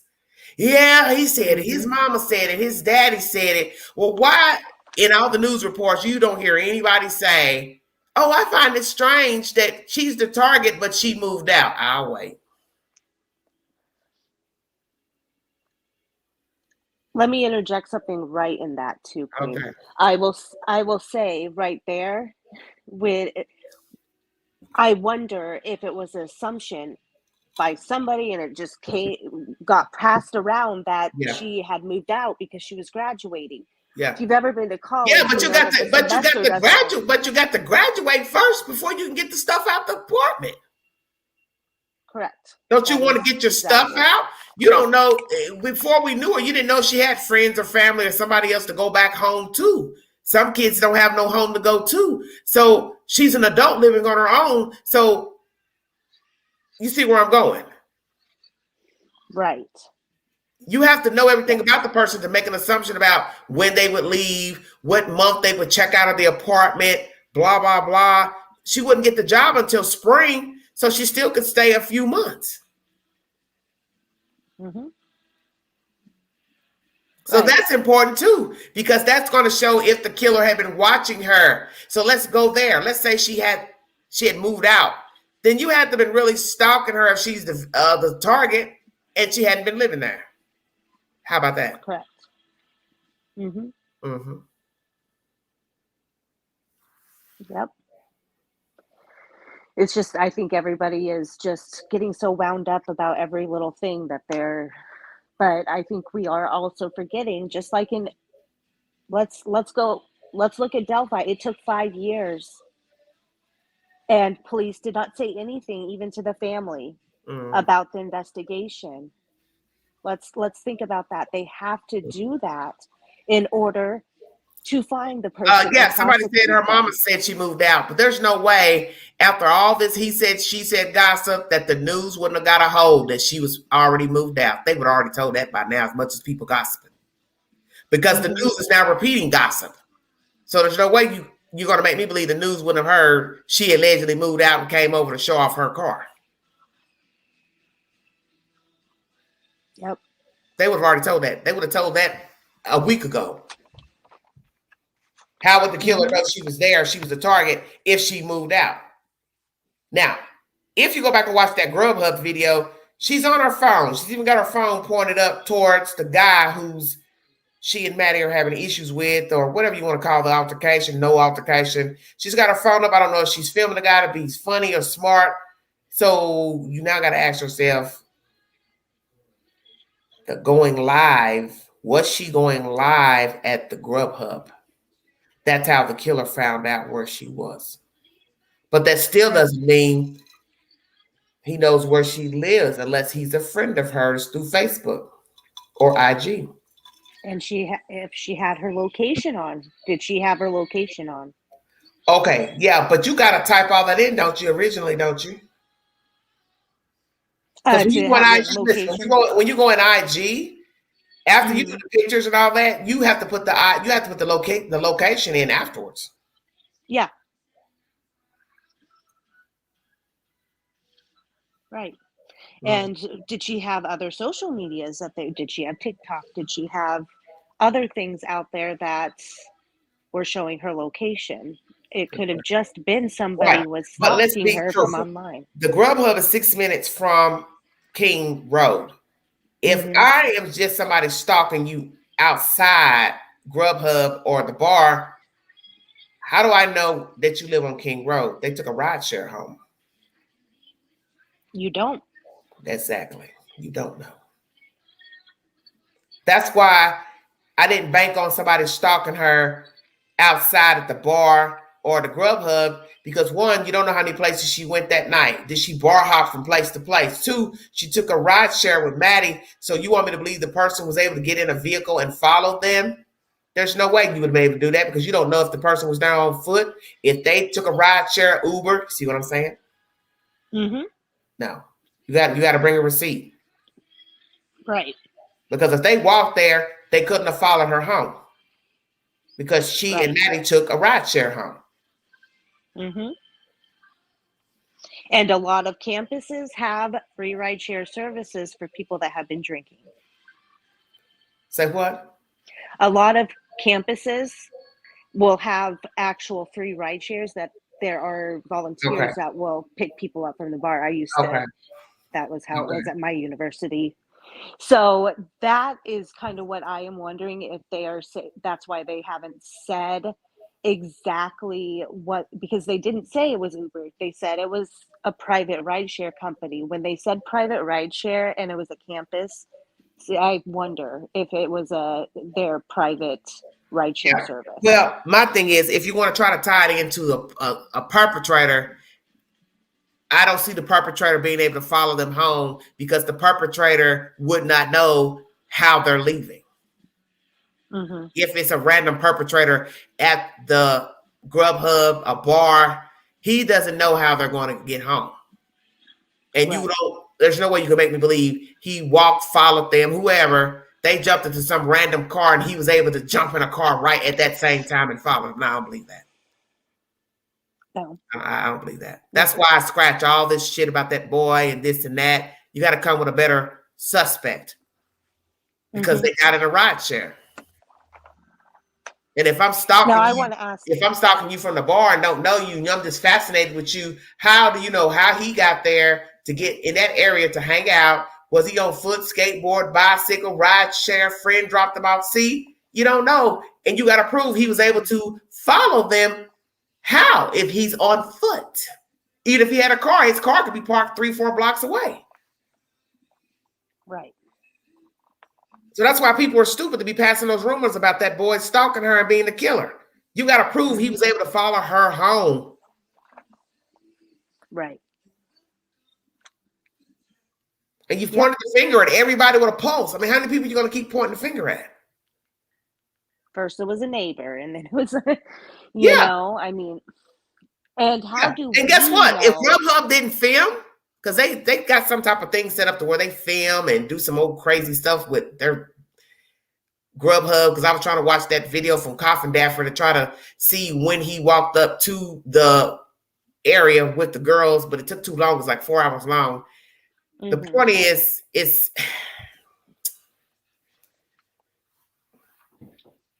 you wouldn't have known about the Grubhub had they not released the video. And now they've released more footage from that night. Correct. So I think they're trying to show possibly he's not the guy. I could be wrong. I haven't watched all of it, but I think there's a reason why they've released a 4-hour video. Correct.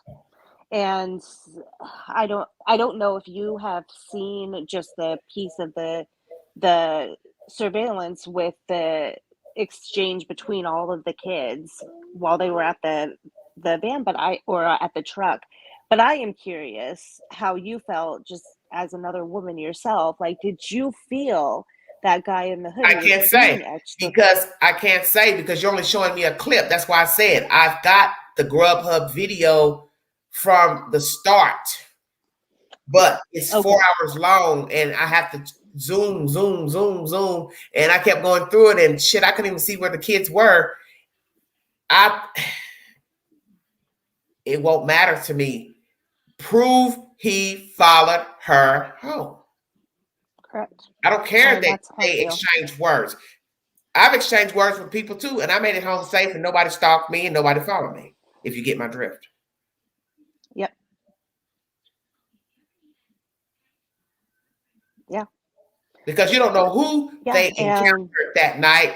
If she went live and was believed the perpetrator knows her, her perpetrator was watching her on live streams, IG, Facebook, one of her own friends or followers. And I'm kind of leaning that maybe it is somebody that she knows because she had the phone up and then she left after that. So I'm thinking, and I said I was never going to give a theory, but it might be somebody that she knows because she had her phone out. I feel it was somebody they knew. She knew. One of them knew. The roommates knew. Somebody knew. And I feel that, just like what you said, that perpetrator was brought into the house, whether knowingly or not knowingly, and something happened. Yeah. This obviously happened. We don't know if this was just some random guy that one of the girls brought home. He could have just seen her anywhere and just he liked her or wanted to flirt with her, or guys do that. They act creepy when they're interested in women. They keep talking and making comments and, acting concerned. My thing is you got to bring a receipt. You just got to bring a receipt that it's him. And my thing is you've pointed the finger. A lot of these people have pointed the finger at so many people. It doesn't really even mean anything, whatever they said that night. Because you've pointed too many people, you've pointed the finger at that. Like I said, you wouldn't even know he and those kids were there if Grubhub didn't have surveillance. And where's the bar surveillance at the bar they were at? You don't find it strange they haven't released surveillance? That is extremely strange to me. And I feel that could be one of the missing links. They were at a bar allegedly, but all you're getting is Grubhub speculations. Where is the footage from the bar? Did they go to another bar? Right. You all think that somebody snuck in the house. Well, how'd they get in there when all the kids are interchanging in and out of the house? So you got to prove how somebody would have got in and out. Then somebody might say, well, if they left the door unlocked, that's how they would have got in to hide. I don't know. Because I don't know if one of those kids called somebody over. Somebody called to say, can I come over? So you got to prove the roommates that lived didn't call somebody in. Somebody didn't ask to come over. And that group didn't invite somebody over or let somebody in that night. Right. How do you feel about the father, Mr. Gonzalez, hiring a PI and a lawyer? I feel he is making a very big mistake hiring the PI. Hiring at least the PI. I can see why they possibly would want to have a lawyer, possibly. Yeah. Maybe. Why would you want a lawyer this early on? For what reason? See, and that's what I was just going to. You took the words right out of my mouth. Your kids are deceased. What is a lawyer getting ready to do? You have to hire a lawyer when you think there's a conspiracy that somebody's got willing knowledge about your kid, like how the Petito case went, that you got information or think these people are hiding something about your child or the death of your child. That's when you hire an attorney. Right. And let's be honest, they haven't even finished processing the crime scene. Well, yeah. So the crime scene, my feeling on this, in my honest opinion, I feel the police possibly have somebody they are interested in already. Yeah. They have come out and I was going to ask you that. Do you believe they have a profile? I do. Okay. And what is the profile? just like what we kind of said, I feel that this person is young, somebody that old, motive, young. all that. I feel it was a young person. I feel it was in their group of age group. Student, I feel non-student. that Student, non-student. I feel student. Enrolled, unenrolled. Well, he had to be enrolled to be a student. Yeah. I feel he was. If he was about to be unenrolled, he was about to graduate. Maybe he was graduating the same time Kaylee was. How do we know that he wasn't just a classmate? How do we know it wasn't just somebody that fixed on her from class and found things out about her? Do we know she's the target? Correct. We don't. Well, let me ask you this. Who do you think's the target now that'll kill all that?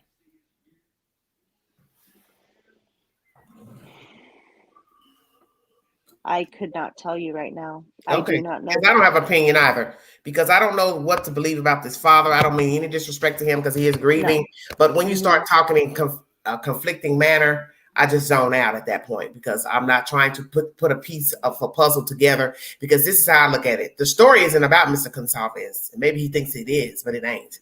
The story is about the 4 victims. So if you can't make any sense when you're speaking, I will block you out and ignore you. You understand what I'm saying? That's just how the queen rocks, because I don't care for all that extra stuff. And when I start seeing extra stuff, I start to wonder, what is the real motivation? And are you in it for the right thing? Is it that you just don't know how to talk? You understand what I'm saying? That's why you have to think before you talk, because this is an open investigation. And why would you want to build a bad rapport with the people who have to bring information to you? Right. Yeah. And I would want to keep, as a parent myself, I would want to keep my relationship as cordial as I can. Even if I don't agree with certain things. And he knows they're not supposed to tell him about people's alibis and things. He knows that. Angry or not, that's just protocol. They're not supposed to tell you anything about, I went and talked to this person. I went and talked to this person. We think this person was suspicious. We got tips on this. They know not to tell people those things, because all it takes is if I tell you this and then you go run your mouth.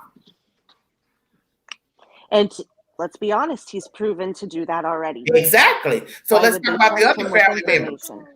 I think he's been disrespectful to the other family members in his commentary. And what if they feel like, well, hey, you're like throwing us under the bus. You act like what? We could say the same thing about your kid. If you believe your kid was the target, I could blame you and blame your kid for getting my kid killed. That's why he needs to be quiet, because the stuff he's saying is disrespectful to the dead and the family members. And if you want to sit up here and feel like, well, I'm owed information about my kid, well, what about the other kids? Their families feel the same way. You can't just see. What I have a problem with Ms. Gonsalves, everything is I. And he acts as if his child was the only child killed. And that is selfish to me under the circumstances. It is to me too, especially. You're talking about yourself, my family. Well, there are other people grieving with a dead kid, and they're not behaving like you. They're not talking in circles. You're the only one talking in circles, as if Kaylee was the only one dead, and the only victim. Who cares about how many times somebody was stabbed? Let's keep it real. They're all dead. Yeah. And the person didn't have any right to kill any of those kids. Kids. I don't care who the target was. Really, they didn't have any business killing those kids. And let's be real here. We're trying to think in terms of a motive and all that stuff. Why? This person is a psychopath that went in and killed 4 people. Yeah. What if his reasoning was just like Ted Bundy? Where he just wanted to. Yeah. He just wanted to. This girl favors the girl that broke my heart. Now I'm going to go kill that girl, this girl, that girl. See, you don't know. That's the whole point. You really don't know the target. You don't know the suspect. That's why you've got to know the kids. Nobody's talking about the kids to give us any inkling who could be the killer. Correct. Could be somebody that they bumped into at the grocery store, or they said something out of the way to them in a chat or a social media site. You don't know. No. I mean, here, point something else out. Who was the one that had just bought a car? I believe, was it Kaylee? Yes, Kaylee. What if it was the person that they bought the car from, that she bought the car from? We just don't know it. The sad and horrible thing is, it could be literally anybody. That is the point, because you do have cases of random crimes. So when people say they had to know the house, they had to do this, well, let's be truthful. People break into businesses every day. People break into places with security systems every day. People breach security systems. All you got to do is cut the cords. Voila, no security system, okay? So really, when you think about a security system, it doesn't mean anything if I cut the cords. Correct. Okay. I will point this out too, since you're on the subject of, surveillance and cameras. This was something that made me kind of go a little bit when the fraternity house that was right directly behind them in that interview on the news, when they said that there are they did not have cameras, they had no kind of security. You can't tell me that. I'm sorry. You can't tell me there's not a doorbell ring camera. There's not something. I told people too, that is you don't a really little know what they strange. got. How do you know these kids didn't have something in their room? It's too many of us. We keep parties in and out. I can put this up for security reasons. That's why I keep telling people, stop speaking for the dead, because you don't know the dead. And the police isn't going to tell you what was in the house, what surveillance they found. They're not going to tell you that. Why would they tell you that? Won't. Exactly. They're known to throw parties, not like with the locks. Prime example. Why was somebody up there fooling with the locks, fixing locks? Because who's to say somebody hadn't been in there invited and was rambling in somebody's room, trying to break in their room or broke in their room? See, you don't know anything. We don't even know if somebody's tried to break in their house. Somebody's been in the house rambling with the locks on the doors. Right. Right. And another about locks as well. Why is nobody questioning why Xana's father had to change the locks the weekend before? Yeah, that's very suspicious. All of this is suspicious. The locks being repaired or replaced. We don't have a receipt on which it is. The girl buying a car could be something to that. Right. I just feel like this. The possibilities are endless. Somebody says that the other families were told to be quiet, and they are. Well, don't you find that interesting? They probably were told to be quiet, and Mr. Gonsalves can't understand that. Right. Let me ask you this: do you think the department is adequate to solve this crime? I feel they need to reach out to another department, FBI. But they do have other people with them, though. Yeah, they do have the FBI on this. No, yeah, they got the FBI, they got the state police, they have other agencies. They've got also 40-something FBI agents, behavioral analysts from around the country. I think they're fine. I think. So I don't see that. I don't see that somebody would come in and not, carry their weight. Mm-hmm. That's a lot of police. That's a lot of police. That's a lot of special agencies. Yeah. And you just have to give it time. I feel for the family. Can imagine having to wait and wait and wait and wait like that. That has got to be a nightmare. But you have to give justice a chance. Exactly. At least. Because in the end, you don't know what they have. As I just said, somebody is clocking those kids, the couple, at 1:45. So you got to ask yourself, what is the source of that? Because you want to go on and on about, I don't know where they were after the frat party, but what is the source that put them at the house at 1:45? Correct. Yep. And what's the source saying that they actually left that party at 9 o'clock? Did they leave? Well, you don't, because if I'm having a good time, why am I watching you? Correct. Yeah. Maybe the dad passed someone off and he took it out on the daughter. Oh, pissed the father off. Well, the father lives some hours away, I think. So I don't know about that. I mean, anything's possible, but I don't. They don't live near the campus.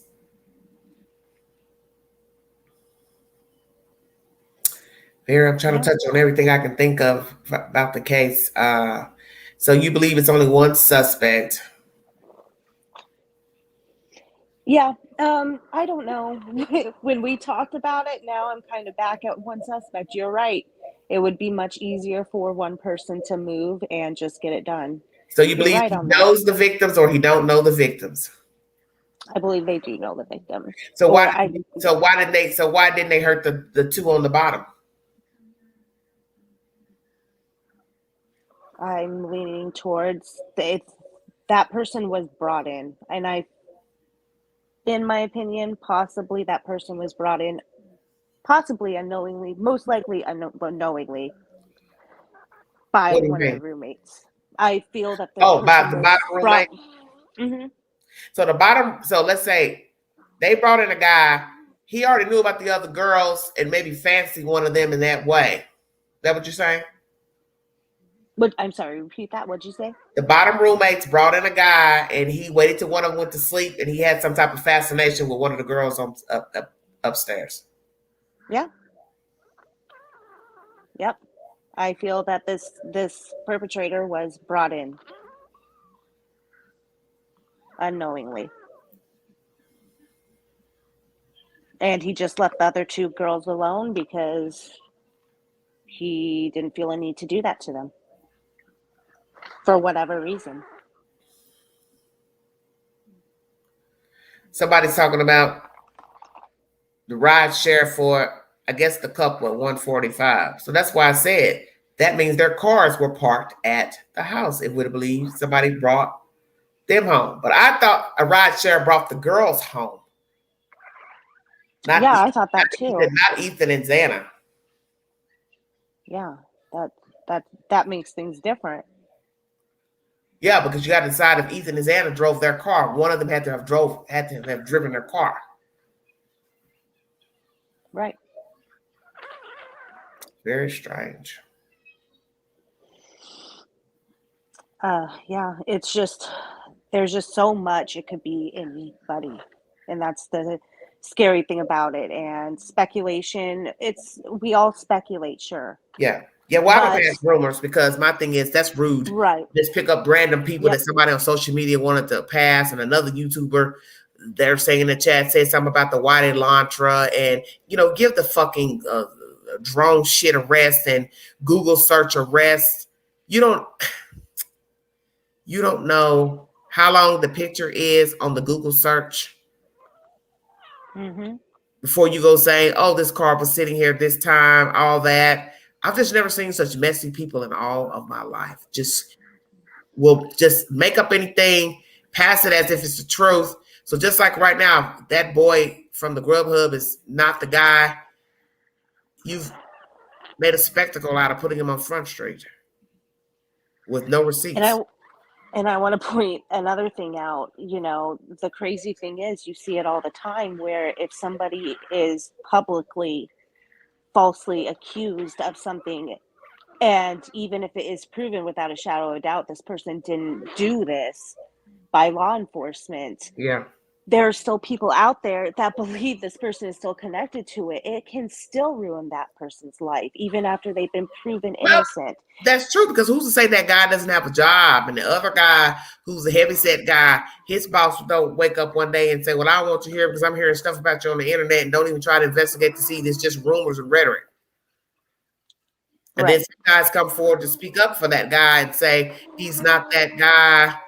Somebody said he was driving his car for hours out of town. So my thing is, you don't even know who you're talking about. You're just picking people out of a surveillance of a food truck. You don't even know these people. Right.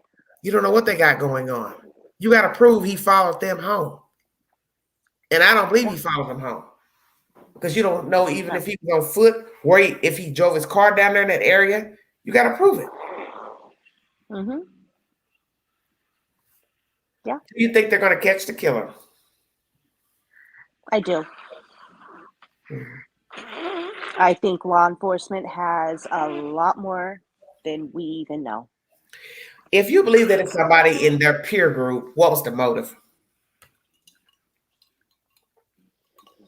Just, I believe that there was a fascination with one of the people. I believe that they were angry that this person was not giving them the attention that they felt that they deserved, and they took it out on them. Okay. You know what's creepy is watching any type of surveillance CCTV of a person that they were living, and then you see them like moments before death, a day or two before death, or whatever. It's just creepy because it is. You wonder what they were doing, how they were feeling, who all did they talk to, what was their conversation that day, did they have any bad feelings about anything, and just to know they were out getting something to eat, and then after that, maybe an hour and a half later, they're dead. That's scary. Yeah, scary and sad and tragic, and these kids had their whole lives ahead of them. And then the fact that they would kill their other friends is very disturbing. Right. And why do you think those were killed, Xana and Ethan, if the girls were the target? Because they had to have been catching them coming in or going up to the stairs. Either going in, confronted them. One of them was up Ethan, or coming down, and maybe Ethan heard something going on upstairs. See, that's another thing you all don't talk about. Don't you think people would make noise if they're fighting and fussing somebody? Don't you think they would be screaming? Absolutely. Mm-hmm. Absolutely. But another thing is, let's talk about this for a second. What if it was somebody that had lived in the house previously? Could be. And that's how they just knew the layout, and they could, So lay it out for me. The perpetrator lived there before, and what? He's been by the house before? Yeah. I feel that this person had been in the house before. They knew. Okay, but I'm just saying he's gone by after the fact, after moving out. Yeah, I mean, it's just something that kind of made. I don't know if you had heard that interview from somebody that had lived in the house previously, talking about how in the basement you couldn't even hear anything unless you know the TV was super loud or whatever it was. Yeah. That statement there was just a little strange to me. It just kind of made me think, I wonder if it was somebody that was living in the house before, knew the girls, whether it was from around campus or whatever it was, and decided, you know what, I know this house, I know where they are, I'm going to go in there. How do you feel about the two roommates? The two roommates are, I can't help but be a little side-eyeing them just a little bit, only because of the fact that I felt that statement that was written by them was just, like you said, very cold and it was almost like they made things worse for themselves in my eyes by having that statement than saying nothing. Why were they not there? Even if they didn't speak. It's just, it seems that the roommates. So they didn't show up to the vigil, because I didn't watch it all the way through. Yeah, I didn't see them at the vigil. Maybe I'm wrong. Maybe chat can correct me if I'm wrong. They didn't speak because they gave a statement through a pastor. I think for a memorial out of town, an hour and a half away. A pastor gave commentary. Yeah, right. That statement just made me feel weird. But the flip side would be, I don't want us to show our face, because if we don't know the killer, he wants to come back, finish us off. There's still something strange about them as well. To me, there is. I was not to throw any shade on them, but if the person knows the victims, then how would they not know that you were down there? And who's to say that you weren't up listening? You were getting to come up the stairs and heard something and went and hid. See, come on. But then when you call the police, if you heard a noise or whatever. Yep. And why did the roommates?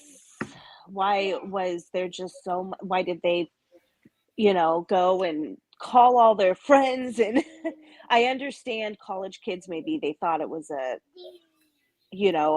OD or some kind of thing like that. Maybe they wanted to, I don't know, but even as a person that had been kind of in that lifestyle before, if I saw blood and I saw somebody laying out on the floor, no matter what I had in my house, I would call the police. I would tell them what is going on. And it's very strange Yeah, that they because called Ethan their was a big friends guy. first. So if you're on the Yeah. bottom level, we got to ask ourselves, how far is the bottom level to the second level? If it's the basement, how far is the yardage between the walls and all that? That's a big boy. He was going to make noise falling down on the ground. Right. Yeah. And why would they call and say there's an unconscious person when there is blood Well, there's a everywhere? dispute. Well, the issue is whoever called the information in didn't tell it right to the news, which I still don't understand that. It's a discrepancy with how they reported it because different people were calling.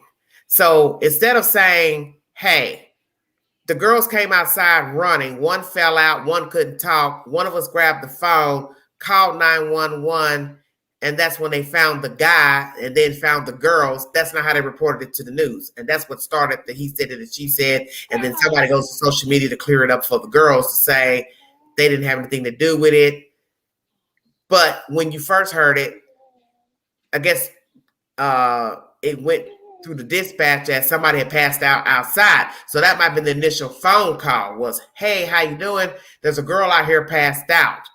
And then the law officials come see her, and then they're on the scene, and they say, oh, well, besides her, you need to go in the house too, because there's something going on in the house. But that's not how it was reported to the news, and that's where I have the problem is why couldn't you report it thoroughly to say they went in, saw the boy, came out, one fell out, one couldn't talk, strangers were walking by, wondering what was going on, which that was kind of interesting too, and it went from there. Yeah. Yep. Yeah, there's just, and it's just really strange to me how the families are not banded together and the girls are not banded with a family, especially being a Well, like Sandy's survivor. mom, all that. She didn't know. You see, I played that commentary with Banfield. She didn't even know her daughter had a car. Banfield asked her what state was the tag. She couldn't tell her nothing. I thought, what the fuck? This is crazy. No, and that, yeah. Yeah, where what was the relationship from with Xana? Obviously, no relationship. No, Why no is she relationship with her and her lying mother. and And it doesn't mean that it has any bearing on the case, but it just was strange. I wouldn't have done an interview knowing this lady's going to ask me questions. And once a person hears you don't know your own daughter's car, Banfield should have shut the interview down because it was just talking in circles, asking her the same stuff 1,000 different ways. Yep. And the fact that she don't even want to talk to the roommates, she's leaving it all up to the husband. Why? That's your daughter. Don't you want to know? I think it's strange that none of them are trying to talk to them damn roommates. You need to talk to them because they know the girls. Yep. They know more about the girls. So that's who all the family members need to be talking to. They all should have a sit down round table day one when they found the kids dead. And they said, oh, by the way, we got 2 living. Boom. I'd have been on them 2 roommates, white on rice. Mm-hmm. Oh, yeah. Yep. There's no way I'm going to walk around here saying, well, no, I ain't talked to her. No, I ain't talked to her. No, I ain't talked to this one. Hell no. You still living? Oh, I got to holler at you. Because I want you to tell me what was going on. Who had a fight, disagreement? Did you see them? What time did you last see them? How was their attitude? What was your attitude? There's just no way you can keep giving them 2 girls a pass and not talk to them. Because the police couldn't tell me not to talk to them because they lived in the house with my child. The police can't tell me not to talk to them. Yep. That's the one thing where the police couldn't tell me because they lived in the house with my kid. Nope. I'd be talking to anybody that had any connection to that night. I'd be going and talking to that Grubhub the truck guy. I would be, you couldn't stop me on that. I agree with you on that. Calling people out and skating around this, what they're trying to say. If you're going to call out what you're going to call out Kaylee's dad, then you should just do it. Like you said, stop feeding into these rumors. And another thing is, the news nation is talking about internet sleuths. It's fueling this rage. They're doing it too. Well, They are they once are you repeat just as it, bad. because usually news agents don't repeat gossip. Yep. But they're running with No, it. and that's strange to me too. And yes, and it is strange for them to do that Yep. because usually they don't repeat he said, she said, and that's why you won't hear me mentioning any he said, she said about any suspects because I'm not rocking with that. I don't build my channel on that, and I'm not going to start. And the thing is, you will build thousands of videos off of naming people as suspects, and then the day you find out it's another killer, you've now accused innocent people and got uploads of videos about a killer, and they're not the killer. Yeah. So I'm not doing it. Right. And I mean, let's be honest on this too. Until law enforcement comes out and says this is what's happened, I'm not believing in anything either. And I'm going to point out, the neighbor. I'm not trying to point my fingers at him anymore, but I will point out he came on camera. Everybody tore him apart. Then he came back on camera and said, "I voluntarily went and gave my DNA." Do we know that though? We don't. Sandy Beach, are you hypothesizing about guys being in there? Because nobody's mentioned that there were any guys in the house. So are you assuming there were guys, or are you passing gossip?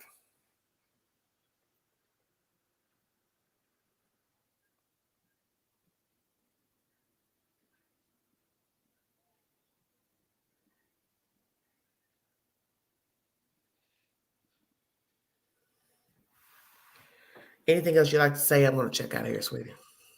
No, I just wanted to get on panel with you and just talk to you and kind of hash things out with you because you are just very thorough and you bring the truth. And well, I try to to hash it out with you. The thing I try to tell people is that a version is version. I haven't heard that was reported. I just saw commentary from the news today, and I hadn't heard that anybody was in the house with any of the victims.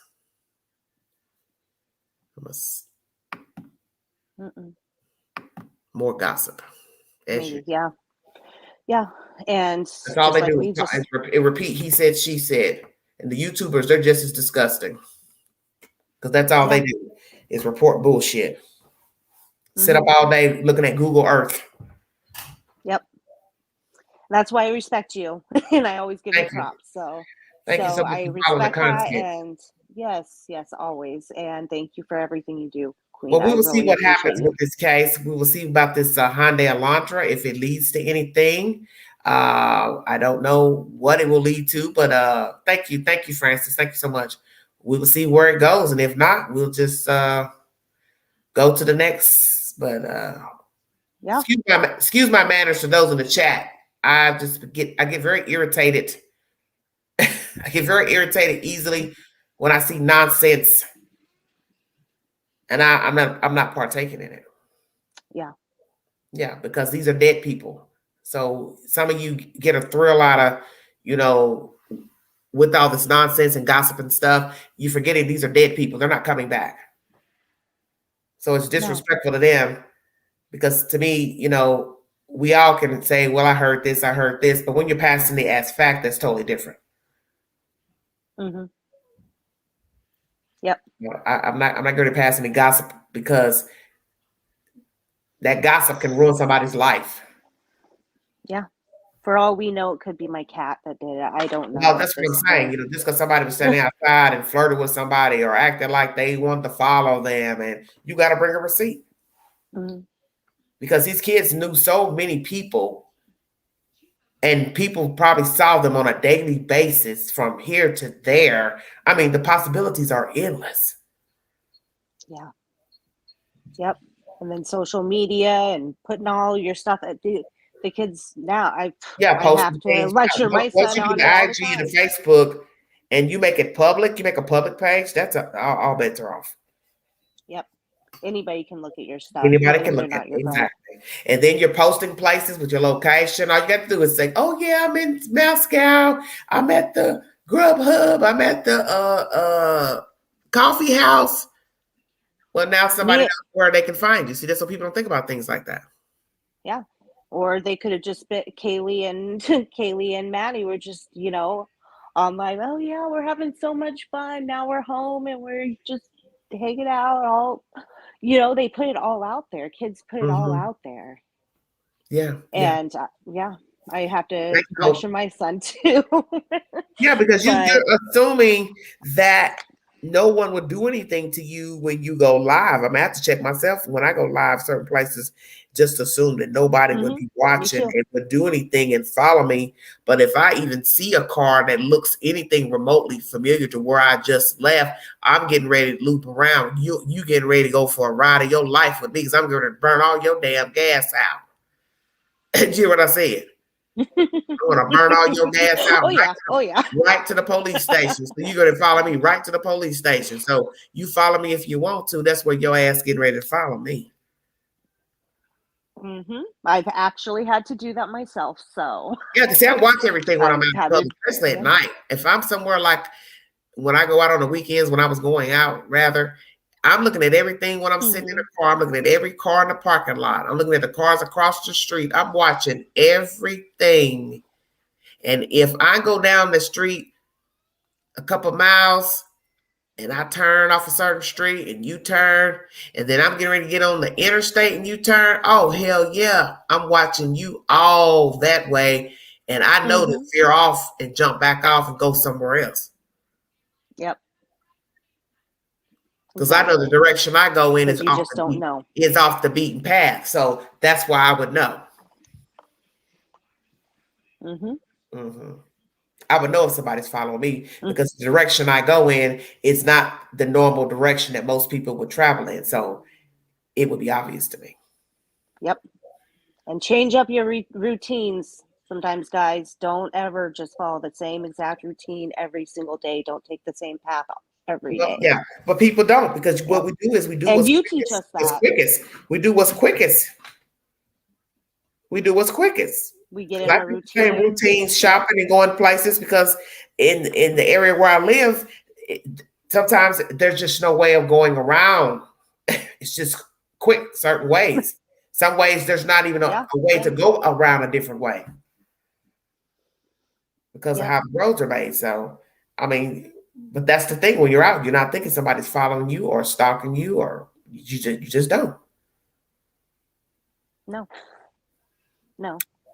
I think we can all take that as a wake-up call to be careful. This is a wake-up call. It's also a wake-up call to young people, such as the case with Shanquella Robinson, is that if indeed these kids were murdered by their own acquaintance friend, you don't know people. And I tell young people that many people are murdered by their friends every day and their associates. So really, you can't really be shocked about what happened to Shanquella Robinson. It could be they planned it before they went down there, or they planned it while they were there to hurt or harm her, but they let her die. So to me, it's still malice murder. It doesn't matter.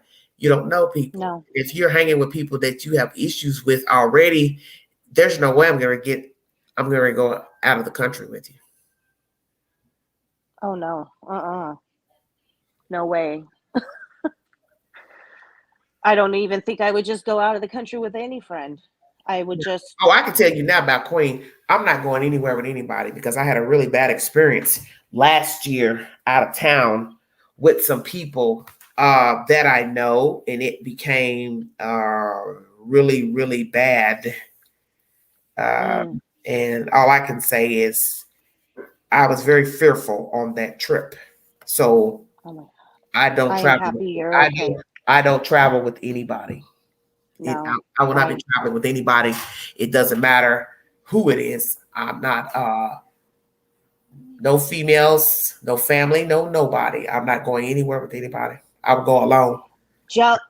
Jealousy is an evil game, and it makes people do crazy shit. It is. So I'm not traveling with anybody anywhere. I'm not staying with you in the same. Okay. One thing I don't recommend, and I will say this, I don't recommend staying in the same place, such as hotel, Airbnb, rent a house, cabin. I don't recommend it. Because you have to know the people you're going to be living in a personal space with. And you can think that you know them. You can even know their quirks, their attitude. You even could have had issues with them, but you went back in. But shit didn't jump off till you got on that trip. Right. So I know about that personally. So I don't take trips with people. No, I don't blame you.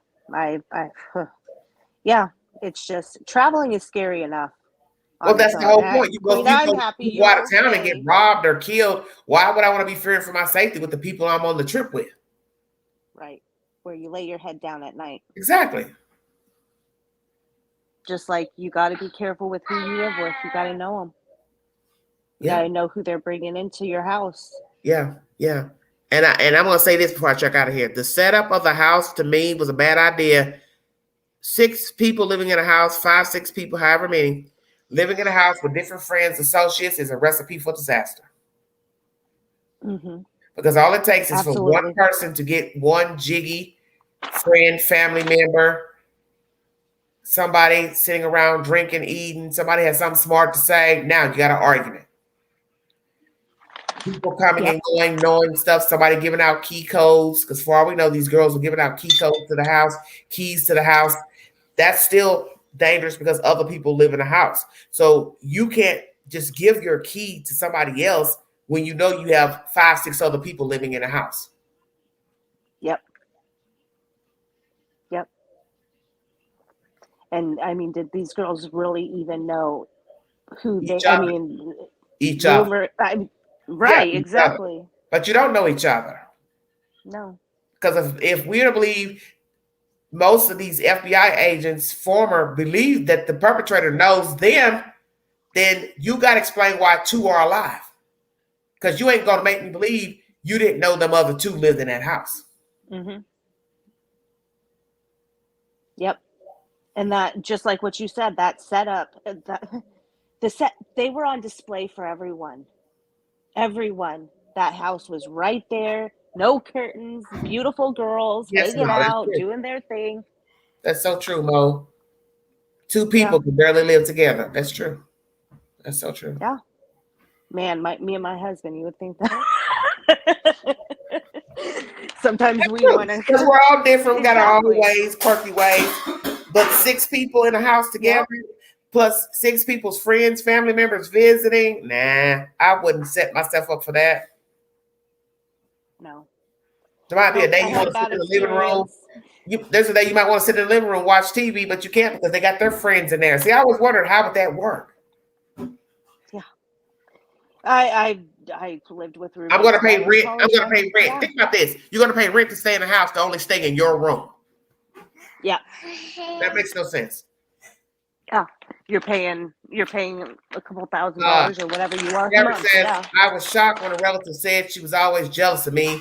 It did explain a few things. I refused to travel out of state with her. I wouldn't travel out of state with her. A person tells you they've always been jealous of you, and they might mean it in a nice way. You know what I mean? Not a cold-hearted way, but could you trust the person? That's the question. Yep. Somebody says living with 6 roommates sounds like hell. Yeah, it would. You know, guys can do it because guys don't live like women. Women, we're more petty. So guys, they don't care about socks over here and this. You have some guys be like, hey, dude, you need to clean your room up, blah, blah, blah. We got chores to do. But women, we're petty. We get upset over minute things. It doesn't work. And you've seen what happens with people that live together. Too many people. It doesn't work. Yeah. Yep. Exactly. Yeah. But yeah. Thank you for coming again. Yes, and thank you for talking to me. You're welcome. Happy holidays to you. You too. Bye-bye. Okay, good night. Bye-bye. All right, everybody. It's late and high 10. I'm going to get out of here. Thank you all so much for following the content. Like, share, subscribe. If you see something, say something. Be a part of the solution, not the problem. One phone call could save a life. Please be careful of your surroundings, the company you keep. When you're out shopping, do not post to social media. Always have your key ready before you exit a store.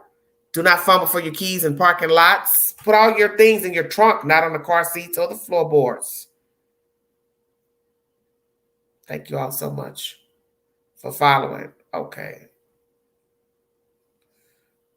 Thank you all so much for following the content. Prayers for the Idaho 4 that justice will be served. When I get more information about the white car, if it is indeed a suspect's car, I'll bring that information to you. Was this a planned attack? Do the kids know the perpetrator? Why were 2 roommates spared? I brought you a video about that earlier in the morning. The parents have been able to get the belongings of their children. And Mr. Gonsalves has hired, allegedly, a PI and now a lawyer. For what reason a lawyer, I do not know. But when I get more information, I will bring it to you. If you want to donate to this great network, $ Big Angie 129 Cash App. Thank you all so much for the super stickers and the donations. God bless all of you. Thank you for following this network. The Queen has gotten many new subscribers, and I want to thank all new subs and viewers for viewing my content. Please check out my library where I have at least 1,700 videos at your disposal, and I've posted them to my community board. I have one video with 89,000 views. That's pertaining to Cupcake, pertaining to her father, another case that was built on gossip. He said, she said, and you see how things can get out of control, because in that case, everybody thought the father did it. He hired somebody to kill his own kid because he was mad, allegedly, at the baby mama. We're going to go there. You got to have proof. No matter how dirty you thought the baby daddy was, you got to have proof. The baby mama, she was sour, but you got to have proof. They all were street people, but in the end, 2 other people killed that baby. So this case is no different. No matter what you think of the people that know them, you got to have a receipt that they killed all 4 kids in that house. Bring a receipt. As most of you know, I will not pass any gossip about this case, such as with Shanquilla. I will not pass any gossip because what they did to her down there in Mexico was foul. She has a living mother and father. They want justice for their child. And no matter who she was as a person, I'm not going to pass any rumors pertaining to her death. And some YouTuber put up information that your videos will get blocked if you are passing any type of false information about her. So I don't know if that's true or not, but just passing that information on. You're welcome, sweetheart. Thank you, Mo. Thank you for joining me. Thank you for the comment. Happy holidays, everybody. This is the Queen. I'm out of here.